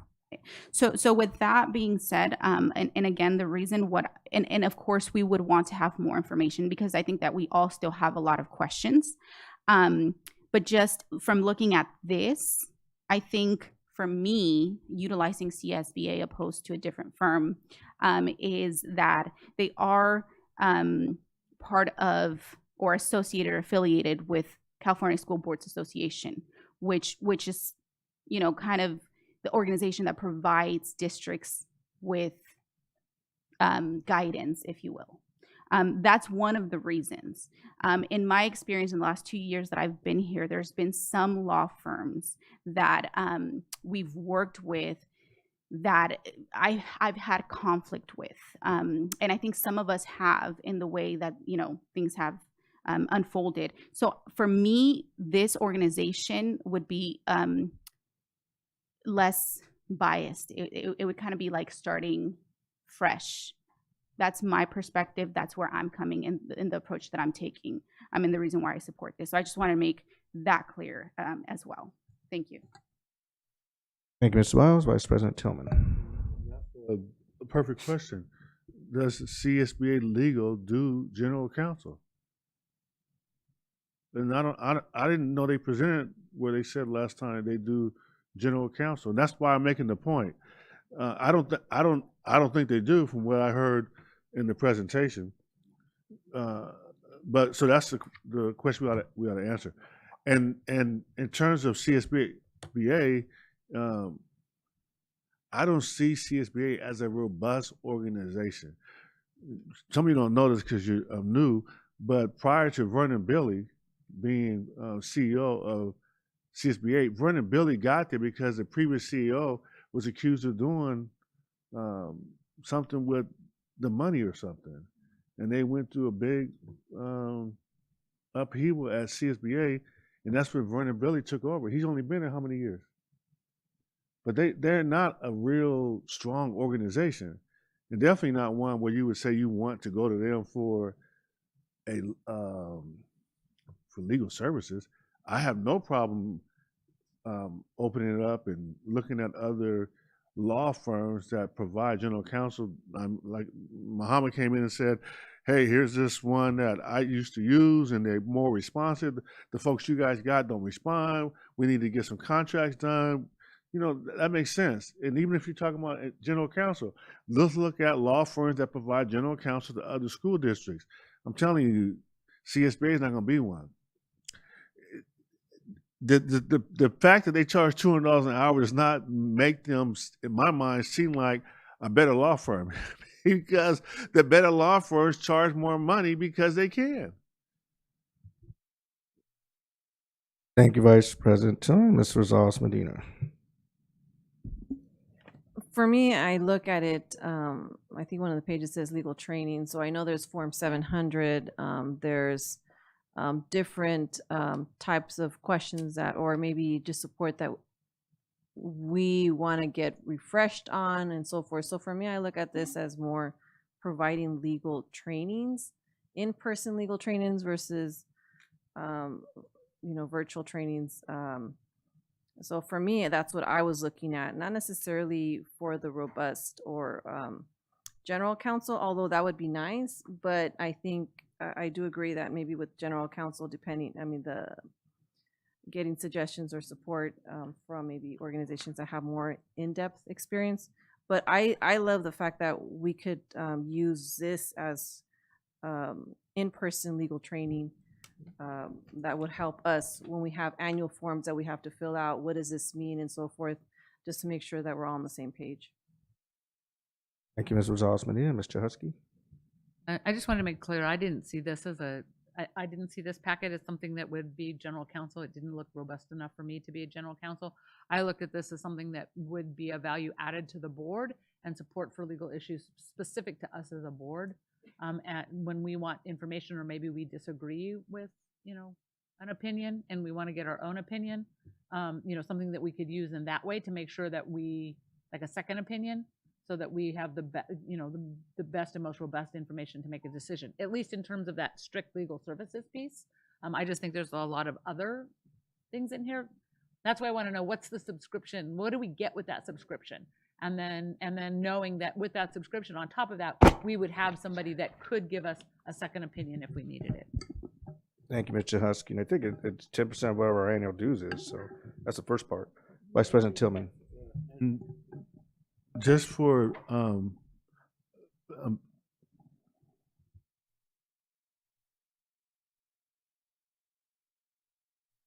just for background and historic information, there was a time when our district would use county counsel from San Bernardino County. San Bernardino County has a number of attorneys that they employ. They have a whole council. I mean, probably at least 20 lawyers. And we used to contract with them to come to our meetings and offer legal advice. And we would reimburse them for their fees. Wouldn't be as expensive because it was county counsel from the county. And then, and they may be providing counsel for other districts, I'm not sure, but during that time, you had specific lawyers that worked for the county that worked with multiple districts providing legal advice. So they had some expertise on school law. So just something to think about too is you could reach out to the county and say, can we enter into an MOU where we start using your counsel for district services again? Thank you, Vice President Tillman. And I do know that we use them for county schools. Oh, you do? Yes, we do. And they're at every one of our meetings. So exactly. So they have the expertise because they do it, and you would know who the lawyers are. Right. I don't know them personally, but I could find out. Yeah. Thank you. All righty. Thank you for a very good and robust discussion. Are we going to agendize this, I imagine? Is that what we have to do next? Go ahead, Ms. Sabaj, you may ask. Oh, that's what I was going to ask, if we can bring, because like I said, I think we all still kind of have a lot of questions. We do. If we can bring it back as an agendized item. That would be when consensus of the board. Now, so what's the action going to be? You want to bring it back to enter a contract with CSBA or? Yes. For me, it's answering the question. I think that would be with a lot more information before. No, agendizing it would be many meetings from now, right? So we're going to agendize it again to get answers to a question we brought up. Okay, Yeah, that makes sense. Okay. All right, thank you. All right, let's move on to 7.2. We're doing pretty good there. Board will discuss options for the Footsteps to Freedom tours. Ms. Cunningham, do I have that around? I do, right?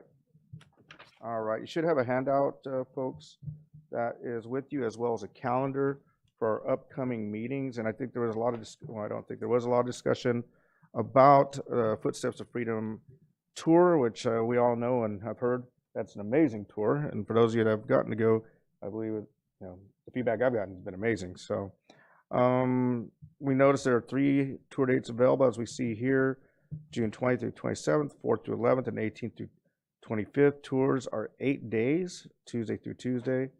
That's quite a bit. Board meetings are held on the 1st and 3rd Tuesdays. Calendar dates have not been yet established for our next year. This year, 4th of July falls on the first Tuesday and is a district holiday. I think it says right here, before discussing dates, first question is, how many board members would want to go and could go this year?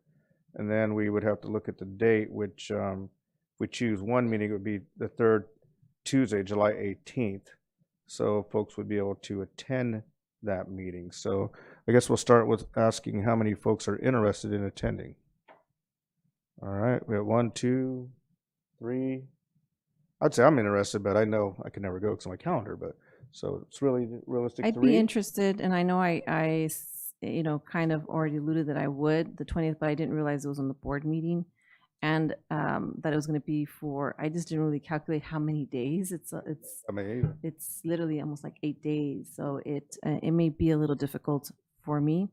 But I did want to mention that. There's a conference that I'll be on going July the 11th, and then I also have a camping trip on the 25th, only because I expected for a family. I know I didn't expect board meetings to be on that on those days, so If we do make those changes, I maybe have to do a teleconference or do it another way. So for the number, it looks like I have, Ms. Osmondin, you were interested, is that what you said? Okay. So it looks like we have 3, possibly 4, Ms. Cunningham, depending on the date. The 4th would have been Ms. Rosales-Medina. The 3 would be Ms. Jahusky, Ms. Ceballos, and then Ms. Alexander. All right, and so, the other options are to discuss then, and if the board chooses to have one meeting on the 3rd Tuesday of July 18th, that would enable, more folks to go, I believe. And then if we choose the dates for our board meetings, we may have to do, it looks like, according to what Ms. Cunningham has here, back-to-back. Is that correct, Ms. Cunningham? If you want to maybe explain that a little bit, because I know you created this, so thank you. Well, it really depends on how you guys decide to do the July meetings. If you want to do 2 meetings, it doesn't matter which 2 you ever choose, they're always going to be back-to-back with another meeting. If you just do the one, the 18th would be the most logical. And if you do have 4 people who want to go, they could go on 2 different dates. They're still going to miss the 18th because of how long that tour goes for. It really is kind of weird because it goes from Tuesday to Tuesday. So they're going to miss part of a meeting, both ways. We've had it where we've only had 1 meeting a month for July. Yeah, we have had that in the past. Recently, we've always done the 2, but with the holiday falling on there, the 1 would make more sense and it'd be easier to go. Even if you wanted to go on the June one, you could still go. It would just be, we would put you off as a conference, like if you were attending a conference. So it wouldn't be that you had to be here. Same with the other board members. So as long as you have a quorum. Ms. Cunningham, Ms. Ceballos. So the day that I was looking, because there's the 3 tours, was the last one, the July 18th one. So just wanted to kind of share that as I don't know the other board members that are going to be attending which tours they were planning to attend, which dates, but. Dr. Wyatt, can I just say one more thing? I did put on the list that this tour usually is every year, sometimes maybe every other. You guys could always choose to send like 2 people every year, like do 2 this year, do 2 next year, and so on, because most of you will be here to 2024 and 2026. So you don't all have to go this year. Then I'll decline and then for this year and try to go next year. Okay. Ms. Jahusky? Say the only tour date that I could do is the July 18th one. I have conflicts with the other 2, not on the board days, but on other days. So the folks that want to attend, looks like you'd be going on the 18th. Is that correct? 18th through 25th. Ms. Alexander, how about you? You'll work it out? All right. Well, that would mean then we would keep our board meetings 11th and 25th. Is that correct? Or just the 11th? I mean. I would just say just do the 11th. All righty. Just in the interest of time and conversation, is that, do we have consensus on that from the board? Yes, I'm okay with that. But remember, I'll be in a conference, so I'll just have to do it through my computer. Which I believe we still can and we have. Okay. Any other discussion? Was there some discussion when that law ends where you can do virtual meetings?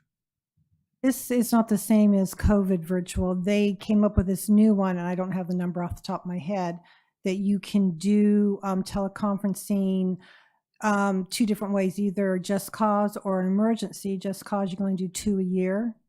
And the emergency, it just depends on what it is and how long you can do. So you can do 2 a year? If for just cause, like if you've got to be off for, kids sick or something like that. Okay. Yeah. Mm-hmm. Have observed it as well, other boards that, it's still nice to have, and a lot of us do travel, so thank you. All righty, so it sounds like Ms. Ceballos and Ms. Jahusky looking at the 18th through 25th, and possibly Mr. Alexander. And then our board meeting will be July 11th. Yes? All right, folks, let's move on. All right, we'll move on to 8.0, board policies, bylaws discussion, first reading. 8.1, revision to BP board policy 6020, parent involvement. We pulled that one, Dr. Wyatt. Oh, I'm sorry. Where did my list go? We pulled that one. Fantastic, even better. Let's move on to 9.0, reports, comments. 9.1, board members. And we'll be starting with Ms. Ceballos and then moving to her left to Ms. Chahusky after that, and then back around to Ms. Alexander. I'll just make my comments brief tonight. I had a question about virtual comments. I had somebody ask me in general about whether or not they were required to identify themselves in making public comment, whether in person or virtually. And I thought that the response to that was no, they didn't have to identify themselves. So I don't know if that's accurate. I don't know if somebody can answer that for me. I don't think that's quite accurate. If you read the bylaws, what it says is if they come to a meeting, they don't have to sign in. But if they want to make a public comment, they do have to fill out a form to give us their name so we can call them forward. So the same would be for virtual. If they were going to do virtual, I would think they would still have to provide a name so that we could call them forward to speak. I thought it could be anonymous.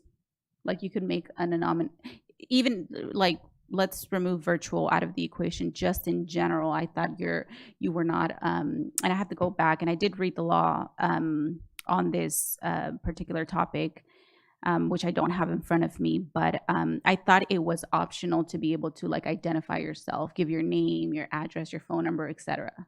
Well, I know we don't need a name or we don't need an address or a phone number unless they want us to contact them.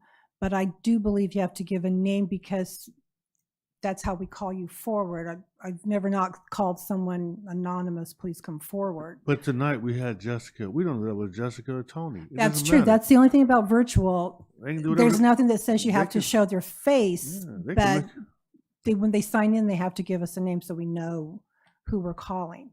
I mean, I can double check that, but I'm pretty sure that's how I read it before. If you could, just because it was a question that was asked of me, and I wanted to make sure that I asked the question on their behalf here. And so if we could just get an update on, whether or not that's something possible. In addition to that, I do know that earlier today there was a little incident. I did want to address it with Ms. Negretti in regards to her time ending. And although I agree that we should pause it at the 5-minute mark, we just need to make sure that we're consistent, because even though tonight our speakers were pretty consistent themselves, they stopped themselves when their 5-minute mark came up. But there's been many times in different board meetings where that doesn't happen and they go over, and I want to make sure that we're doing that consistently to everybody and anybody that goes beyond that 5-minute mark, just so that we're fair and we're consistent. Let's see what else. I actually think that's pretty much it. Yep, that's it. All right, thank you, Ms. Wiles. Ms. Chahusky? Thank you. I just wanted to give some kudos out. I attended the Honor Orchestra and Honor Choir showcases, and the students and the teachers, the conductors were fabulous. I enjoyed every moment of it, and I was really excited, and the kids were excited as well. Kudos to the folks that put on the Literacy Day Fair at San Gregonio. It was so well attended. There were so many people there. My only request is when we have events like the Literacy Fair, or the same thing happened with the Black Honor Roll, a lot of us come at once, and they could use us like throughout the day. And so it would be nice to know like who can go, and for us to like split up the day so that they have a board member the entire time. but we don't know necessarily who's going, or we don't know that this is something that, hey, we're going to be giving awards all day, where there's 2 sessions, who can come in the morning, who can come in the afternoon, who could come to both. So it would be really helpful if we could work out a schedule for that. I went to the Arbita Career Fair yesterday, also very well attended. Kudos to Ms. Staff and to Mr. Deep on that. The mayor was there, Mayor Tran was there. The big hit was our M&O group, and all of the kids playing with it. The funniest thing was one of the little girls hit the drill and it buzzed, and she like jumped and screamed. It was fabulous. It was so cute.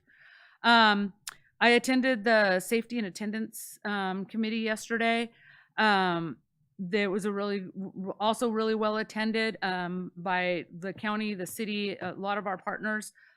They gave some attendance data, and I wanted to give kudos to Musqueam, Curtis, and San Bernardino High School, which were the 3 schools they had the biggest drop in chronic attendance issues. So kudos to them. Also, the walk audits, they talked about the walk audits from Shandon Hills and Pacific, and the city and the county, there are plans moving forward for both of those to address the safety issues. So I'm really excited about that, and the plans for what they're doing going forward. While we're on the issue of safety, I just wanted to give kudos to our district safety team, Mr. Vatier, M&O, school police for, I know they were up all night when the big storms hit, monitoring our schools, monitoring the flooding, putting out sandbags and all of that. We don't think about sometimes about what it takes to ensure that our kids have safe schools the next day, come Monday, that they don't walk into a flooded classroom. So they were up. I know there were teams up all night and all weekend for all of that. And I also hope that we can do something for all of our folks that have been, are still stuck in Snowmageddon. It is really bad up there. They've lost 2 grocery stores, the post office, the credit union. I have a friend who lost her business. The roof collapsed. The hardware store, so they can't even go get what they need. So it is unprecedented, and it's going to change the landscape of our mountains significantly. The 2 last things. Just make sure I missed it. I'm hoping that we can have some follow-up on the parent and teacher concerns that we heard from a variety of places today. And make sure we get some follow-up on that, whatever the process or procedure that has to happen. I hope we do that. And then I would like to end with a thank you to Ginger. I had the great fortune of being able to work with you on community engagement when we were doing the community engagement and community engagement 2.0. And I appreciate, all that you have done for us and for our families and for making hope happen and everything in our district. And I wish you well. Just wanted to say thank you for your service. You will be missed.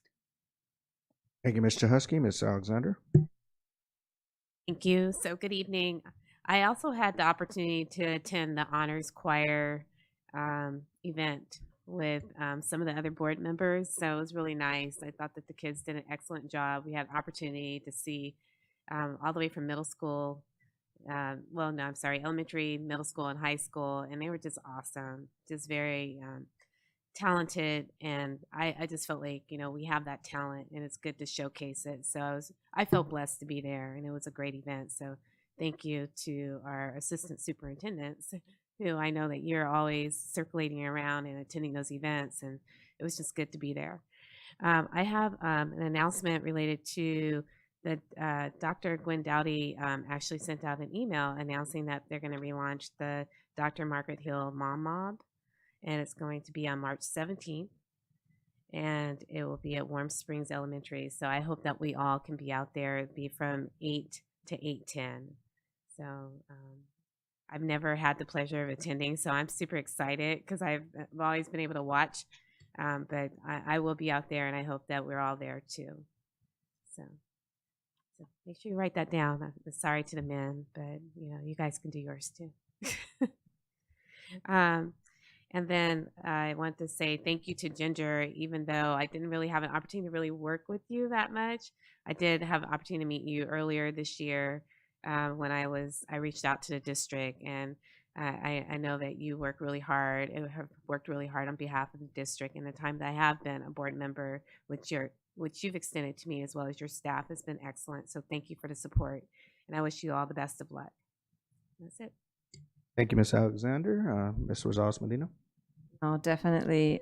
Thank you for bringing that up, because it was many years ago that Dr. Hill started that up, and that would be great for them to continue in the school district. I didn't know where to address this, so I'm just going to go ahead and address this here. I know that during COVID time,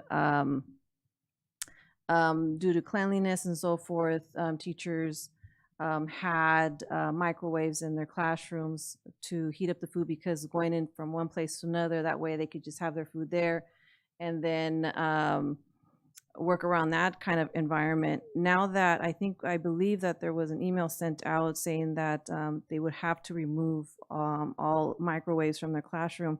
And I'm curious to find out how many, during lunchtime, how many microwaves, or how accessible are lunch times for all the staff and teachers at the school sites, and making sure that we're looking at how we're accommodating. If there's only one microwave for the whole school site and they only have a few minutes in between to try to heat up their food, and then having that other teachers doing the same thing, I'm wondering how effective will it be if we were to remove all the microwaves from the classroom? And from my understanding, the teachers have them in specific areas, so it's not necessarily out in the open. So if you can give me an update on that and why the recommendations and so forth that they're asking for those removal, and then what are the alternatives if the lunchrooms only have one, and you have, a lot of staff members during that time accessing that one, how realistic, we're providing teachers or staff members that opportunity. And that's basically also not congratulations, but I know that you're going to be doing great things as well when you leave the school district. But thank you so much for all your services and your support in our school district. Thank you. Thank you, Ms. Rosales Medina. Ms. Aviles Grande. Okay, I too want to just mention what a great event was the literacy fair. It was very exciting, and it really meant something, especially to me. I was there as a teacher, as Mama Magica, my alter ego when I do puppets, and I had an interactive puppet show, and I had some parents come up afterwards telling me how proud they were. Their autistic children really liked doing that, and that's exactly why I got interested in to begin with, is to see their reactions. And then the career day, oh my goodness, it was just so wonderful watching Helen Tran. She was giving her elevator speech to little small children, and it's the exact same one she gives to big people. Get out there and don't forget to vote for me, and you're going to do this, and I'm going to do this with the city, and I'm going to end homelessness. Everybody's going like, what's that? But she was great. It was really exciting. And the M&O van was like the star of the show, and the kids wanted to get in there so bad. And I told him, I said, how come we can't give a tour to them? He goes, I wish we could, because in there it looks just like a hardware store. He goes, but the problem is that we don't have a ramp. We'd have to have a special ramp. And I said, well, give us a presentation. Come on down and show us how safe it would be, So he says, okay, I will. I said, so I just want to know I'm farming everybody out here more work. But on my special note is I was really excited to be at the, what was that, Sandra, Dr. Student Behavioral Health Incentive Program, the SBHIP. And we did mention it on our What Happened Last Week, but I just want to tell you how amazed I was at that program. And I think I asked Karen to print some out. Okay, all right. So we got it digitally, but I really wanted you to have a hard copy of it, and I did ask Karen to give it to you, because the information, there's so much information on there, and it began with it was an idea engendered by a forensic pediatrician, correct? And she just felt that there should be a better way, because her story, she told us, first we learned all the information to this $4.4 billion initiative, 4.4, almost $5 billion. And what she did is just miraculous. And what started it all was she told us what she did. As a forensic pediatrician, she had to figure out when she had children who were injured, how they got injured. And because many times it was a parent or someone in the home that did it. And she tells the story of a 3-month-old baby that she helped heal her. She had a head injury given by someone who was in the home, sounded like the father. He went to prison. She never saw that child again until 3 years later. They brought this child in, and she died. And she was horrified when she learned it was a child that she had healed when she was 3 months old. And then once they leave the door, they completely lost contact. And she said, how often does this happen? There had to be a better way, those gaps. So she started this incentive. I don't know, it was just incredible, where they closed the gaps between the schools. She got all the county schools interested with the IHP and the Molina, all the medical care, along with the schools. And they closed the gap. And Loma University Children's Hospital started it all. So she's built this big web of safety. So then once the child comes into their hospital and they help them, they follow that child for the rest of their life practically. And she even, I think, adopted one, Sandra. And she adopted one child, and she showed pictures of this child. This child's like 18 and 22. And that gaps are closing. And so you talk about the whole child from the time they found that the child was in need until that child was successful and grown. And it was just amazing. So go ahead and look at the paperwork, and they've split up, all the counties have split up the elements and the areas that they're gonna concentrate on, and we're in there too. So I'm very proud of that, very excited to know that. So that's it. Thank you, Ms. Grande. Vice President Tillman? No comment. Thank you very much. And I will go on to mine. And some of them have been already stated, and I'll probably just go over those quickly.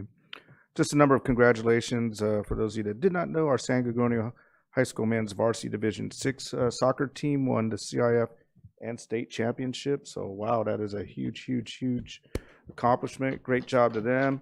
I know I was invited a couple of times, and they got canceled a couple of times. And I imagine they were playing out there in almost near freezing conditions. So that made it even better to win in such very challenging conditions. And as we heard already, congratulations to our students, staff, and their families during the honor band, honor orchestra, and honor choir. The kids just continue to amaze us on every level. Tons to watch. I mean, I love going to those. I'll be honest with you, I really love going to those. So great job to everyone involved, staff as well. Amazing job to our Cajon High School cheer, who won the National Cheer Championship this year. I think this is his second time in not too many years. So they got something special going on over there with Cajon Cheer. So keep up the amazing work to our Cowgirls over there at Cajon. And then off to Indian Springs High School, the Coyote Cheer Squad, for taking first place in their division recently at the Universal Studios competition. So great job to them as well. A lot of amazing accomplishments. Just to build on Ms. Ceballos' public comments time, often time does get extended by our questions and our comments. I would recommend we refrain from any type of discussion or discourse when it comes to public comments. I know that's difficult to do sometimes, especially when it's students. I know we really get excited when our students come up to speak, but that's something that, when we talk about CSBA and training, I know that would be something that they would definitely talk to us about, is not engaging the public during public comments, because that does happen. And when we do that, it does extend comments for quite a long time. So just please keep that in mind. And then tonight, I'm asking to end our board meeting tonight with a moment of silence for King Middle School Vice Principal Kirk Frazier, who just recently passed. And it's always difficult when we hear of a young person. He's pretty young, a couple young children passing away. And so if we could do that, I greatly appreciate it. And then I will pass this on, I think, to Ms. Ontiveros at this time, right? Is it Ms. Ontiveros or AIC? Which one are we doing? We're going to do AIC? Okay. Thank you, Dr. Wyatt. And luckily, you guys have said so many things already that we are celebrating, so I'll be brief. So I just wanted to thank our president, Dr. Wyatt, Vice President Tillman, our board members, and my fellow cabinet members. It really is an honor to begin this History Month, our Women's History Month, as the administrator in charge. So thank you for the opportunity. I've been truly humbled to lead the district with my colleagues, so we thank you for that. So let's dive in. So Literacy Day Festival, you've mentioned quite a bit. I just wanted to add there that that was led by Ms. Coker in elementary instruction and her team, and it was an interdivisional effort. So we had several departments there. And then for Women's History Month, we're going to be celebrating March as Women's History Month. This month is a time dedicated to recognizing and encouraging the celebration of women and the many, many notable contributions women have made throughout history. Each week, our social media platforms will be paying homage to diverse pioneering women who have shaped the course of history around the nation and the world, like Mexican painter Frida Kahlo and Sacagawea, the Shoshone woman who was a guide, interpreter, and diplomat for the Lewis and Clark expedition. The Honor Orchestra Band Choir were also mentioned. The performances at the California Theater were phenomenal. So proud of all of our students there. And wanted to give a shout out to our music teachers. They are phenomenal and they did a great job with our students. We also want to congratulate our communications department for the CalSPRA Excellence Award. Under the leadership of Chief Communications Officer Ginger Ontiveros, they earned a statewide recognition last week by bringing home top honors for the district's Welcome to My Kindergarten Family marketing campaign. We're very proud of that. The department won a prestigious Excellence in Communications Award, which recognizes superior achievement in meeting strategic goals through high-quality communications and public relations initiatives. The district's award-winning marketing campaign was recognized for the creative ways it appeals to families with kinder-age children, compelling more than 450 families to enroll their children in kindergarten and SBC USD schools. CalSPRA is a statewide organization that promotes better public understanding, commitment to, and support for public education. So thank you for that.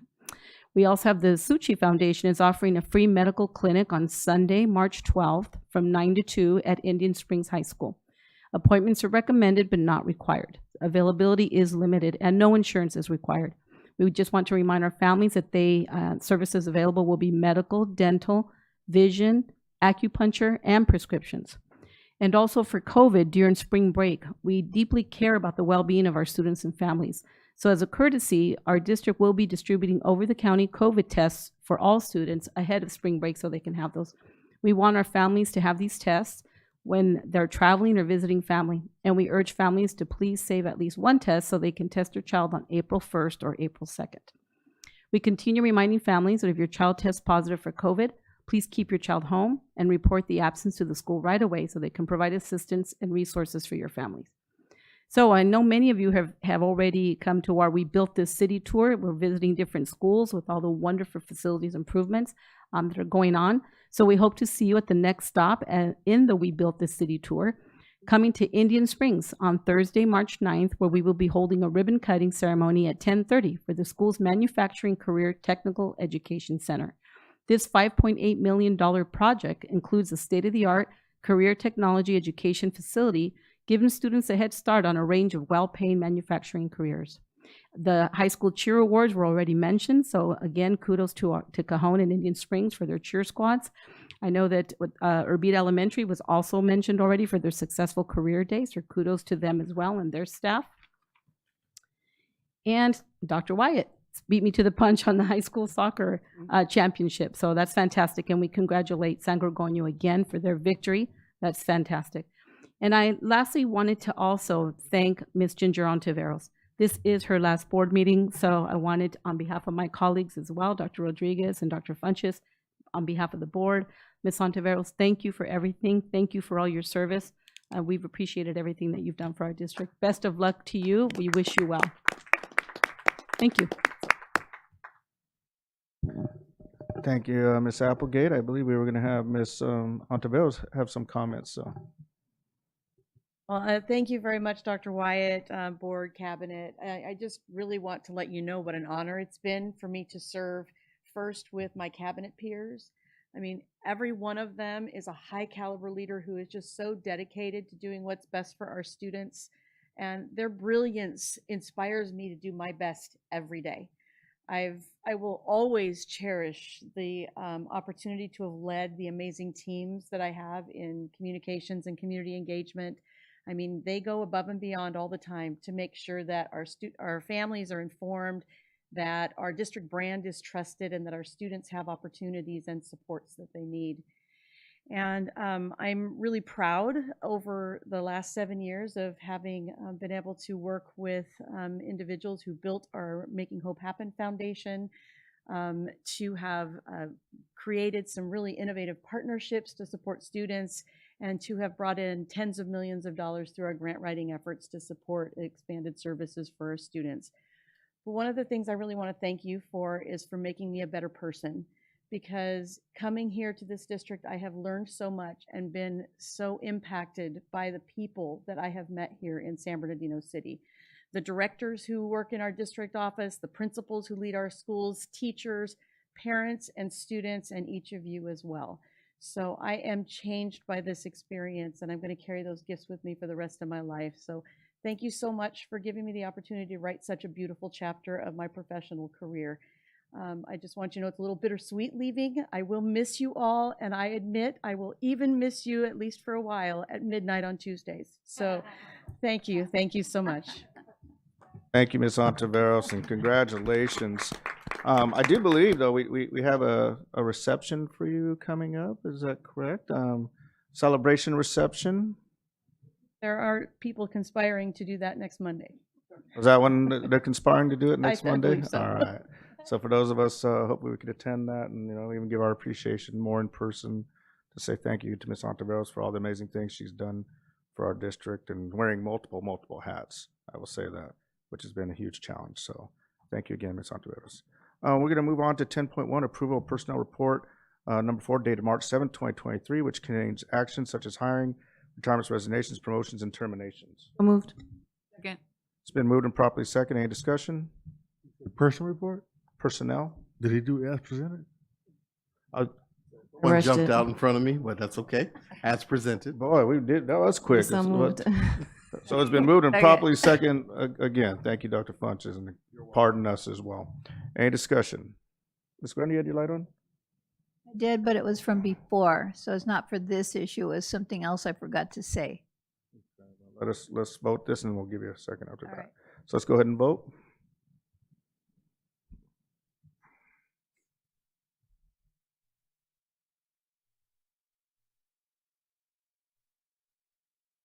Had a little bet we'd get out here by 10:40, but it's going to be close. I don't think we're going to do that. I think we can still do that. I think we just can. have to move So, forward. all right, motion carries. Let's move on to 10.2. Resolution to approve entering into services of additional student transportation providers. So moved. It's been moved and properly second. Any discussion? I would say yes, absolutely. Let's get it done. To all the folks that have been out there, see, we're working on it. We're going to have it done. Mr. Muhammad over there is getting it done for us. So thank you, and to our transportation folks, let's vote.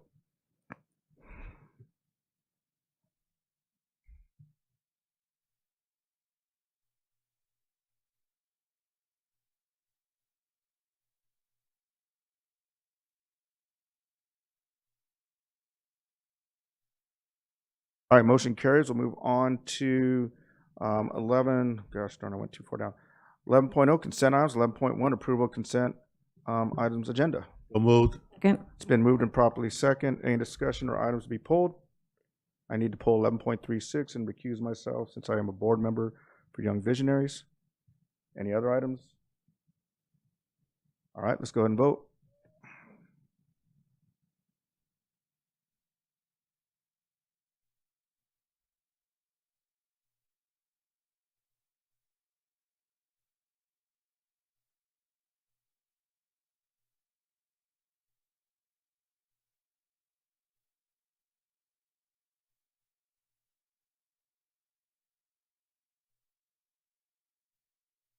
All right, motion carries.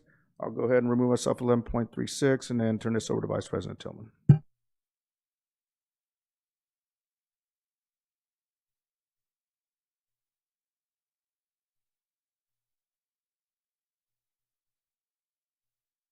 $11.36. So moved. Vote, please.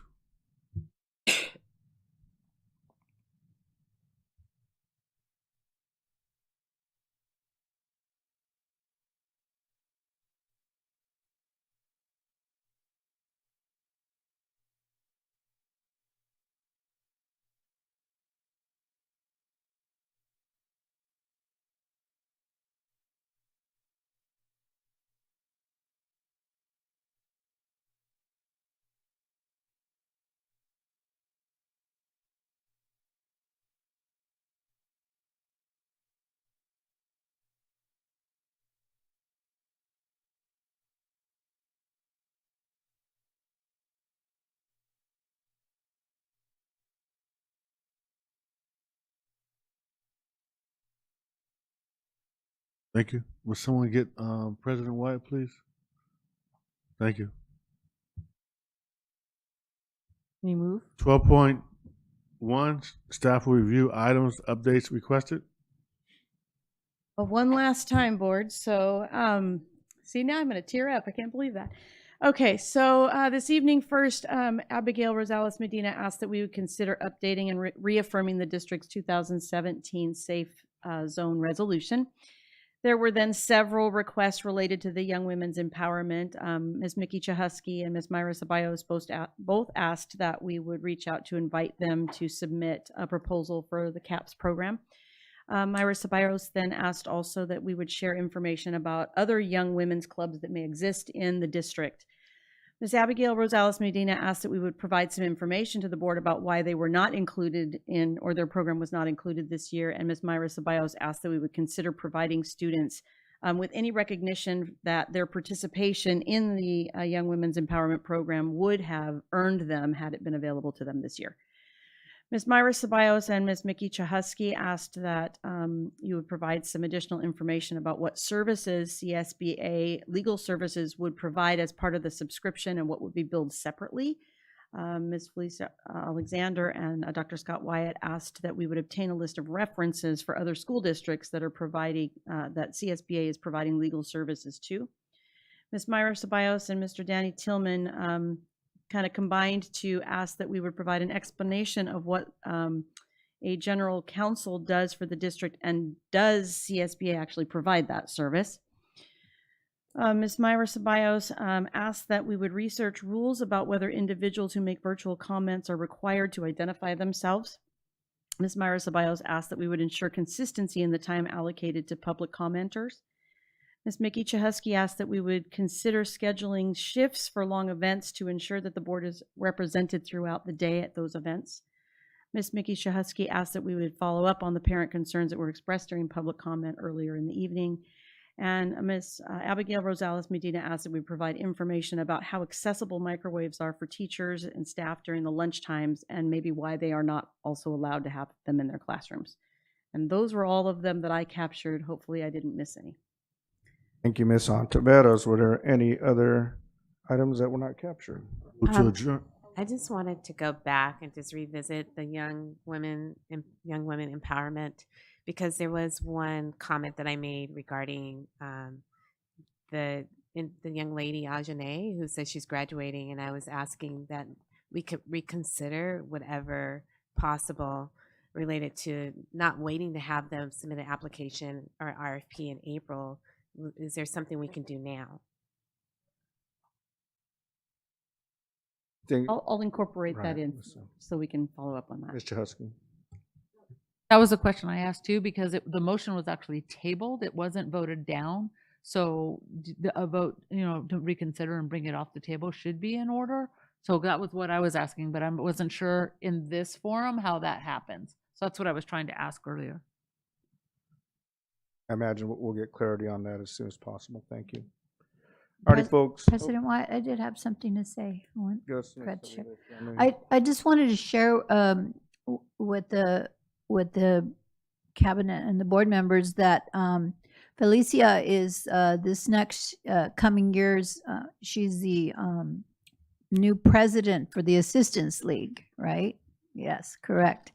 And I've been in and out of assistance leagues for years. I just skate away from all my duties as volunteer because I just was a teacher. I was really too busy, and I knew as soon as I retired that I would become more active. And this is the first time I've ever taken on a position that she talked me into with her sweetness and delightful mind, and I just couldn't resist. So I will be the Operation School Bell chairperson this year. And so I'm looking forward to working with her in that capacity, help her make her look really good. So I just want to share. I moved. All right, thank you, Ms. Grande. And I did say we would end our school board meeting with a moment of silence for King Middle School Vice Principal, Mr. Frazier. So I'd ask us to take a moment of silence, please.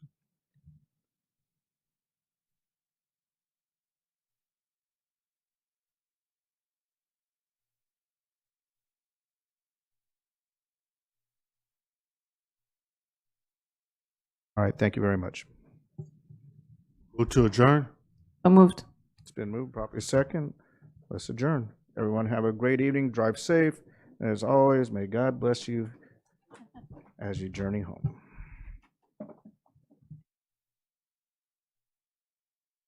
It's 10.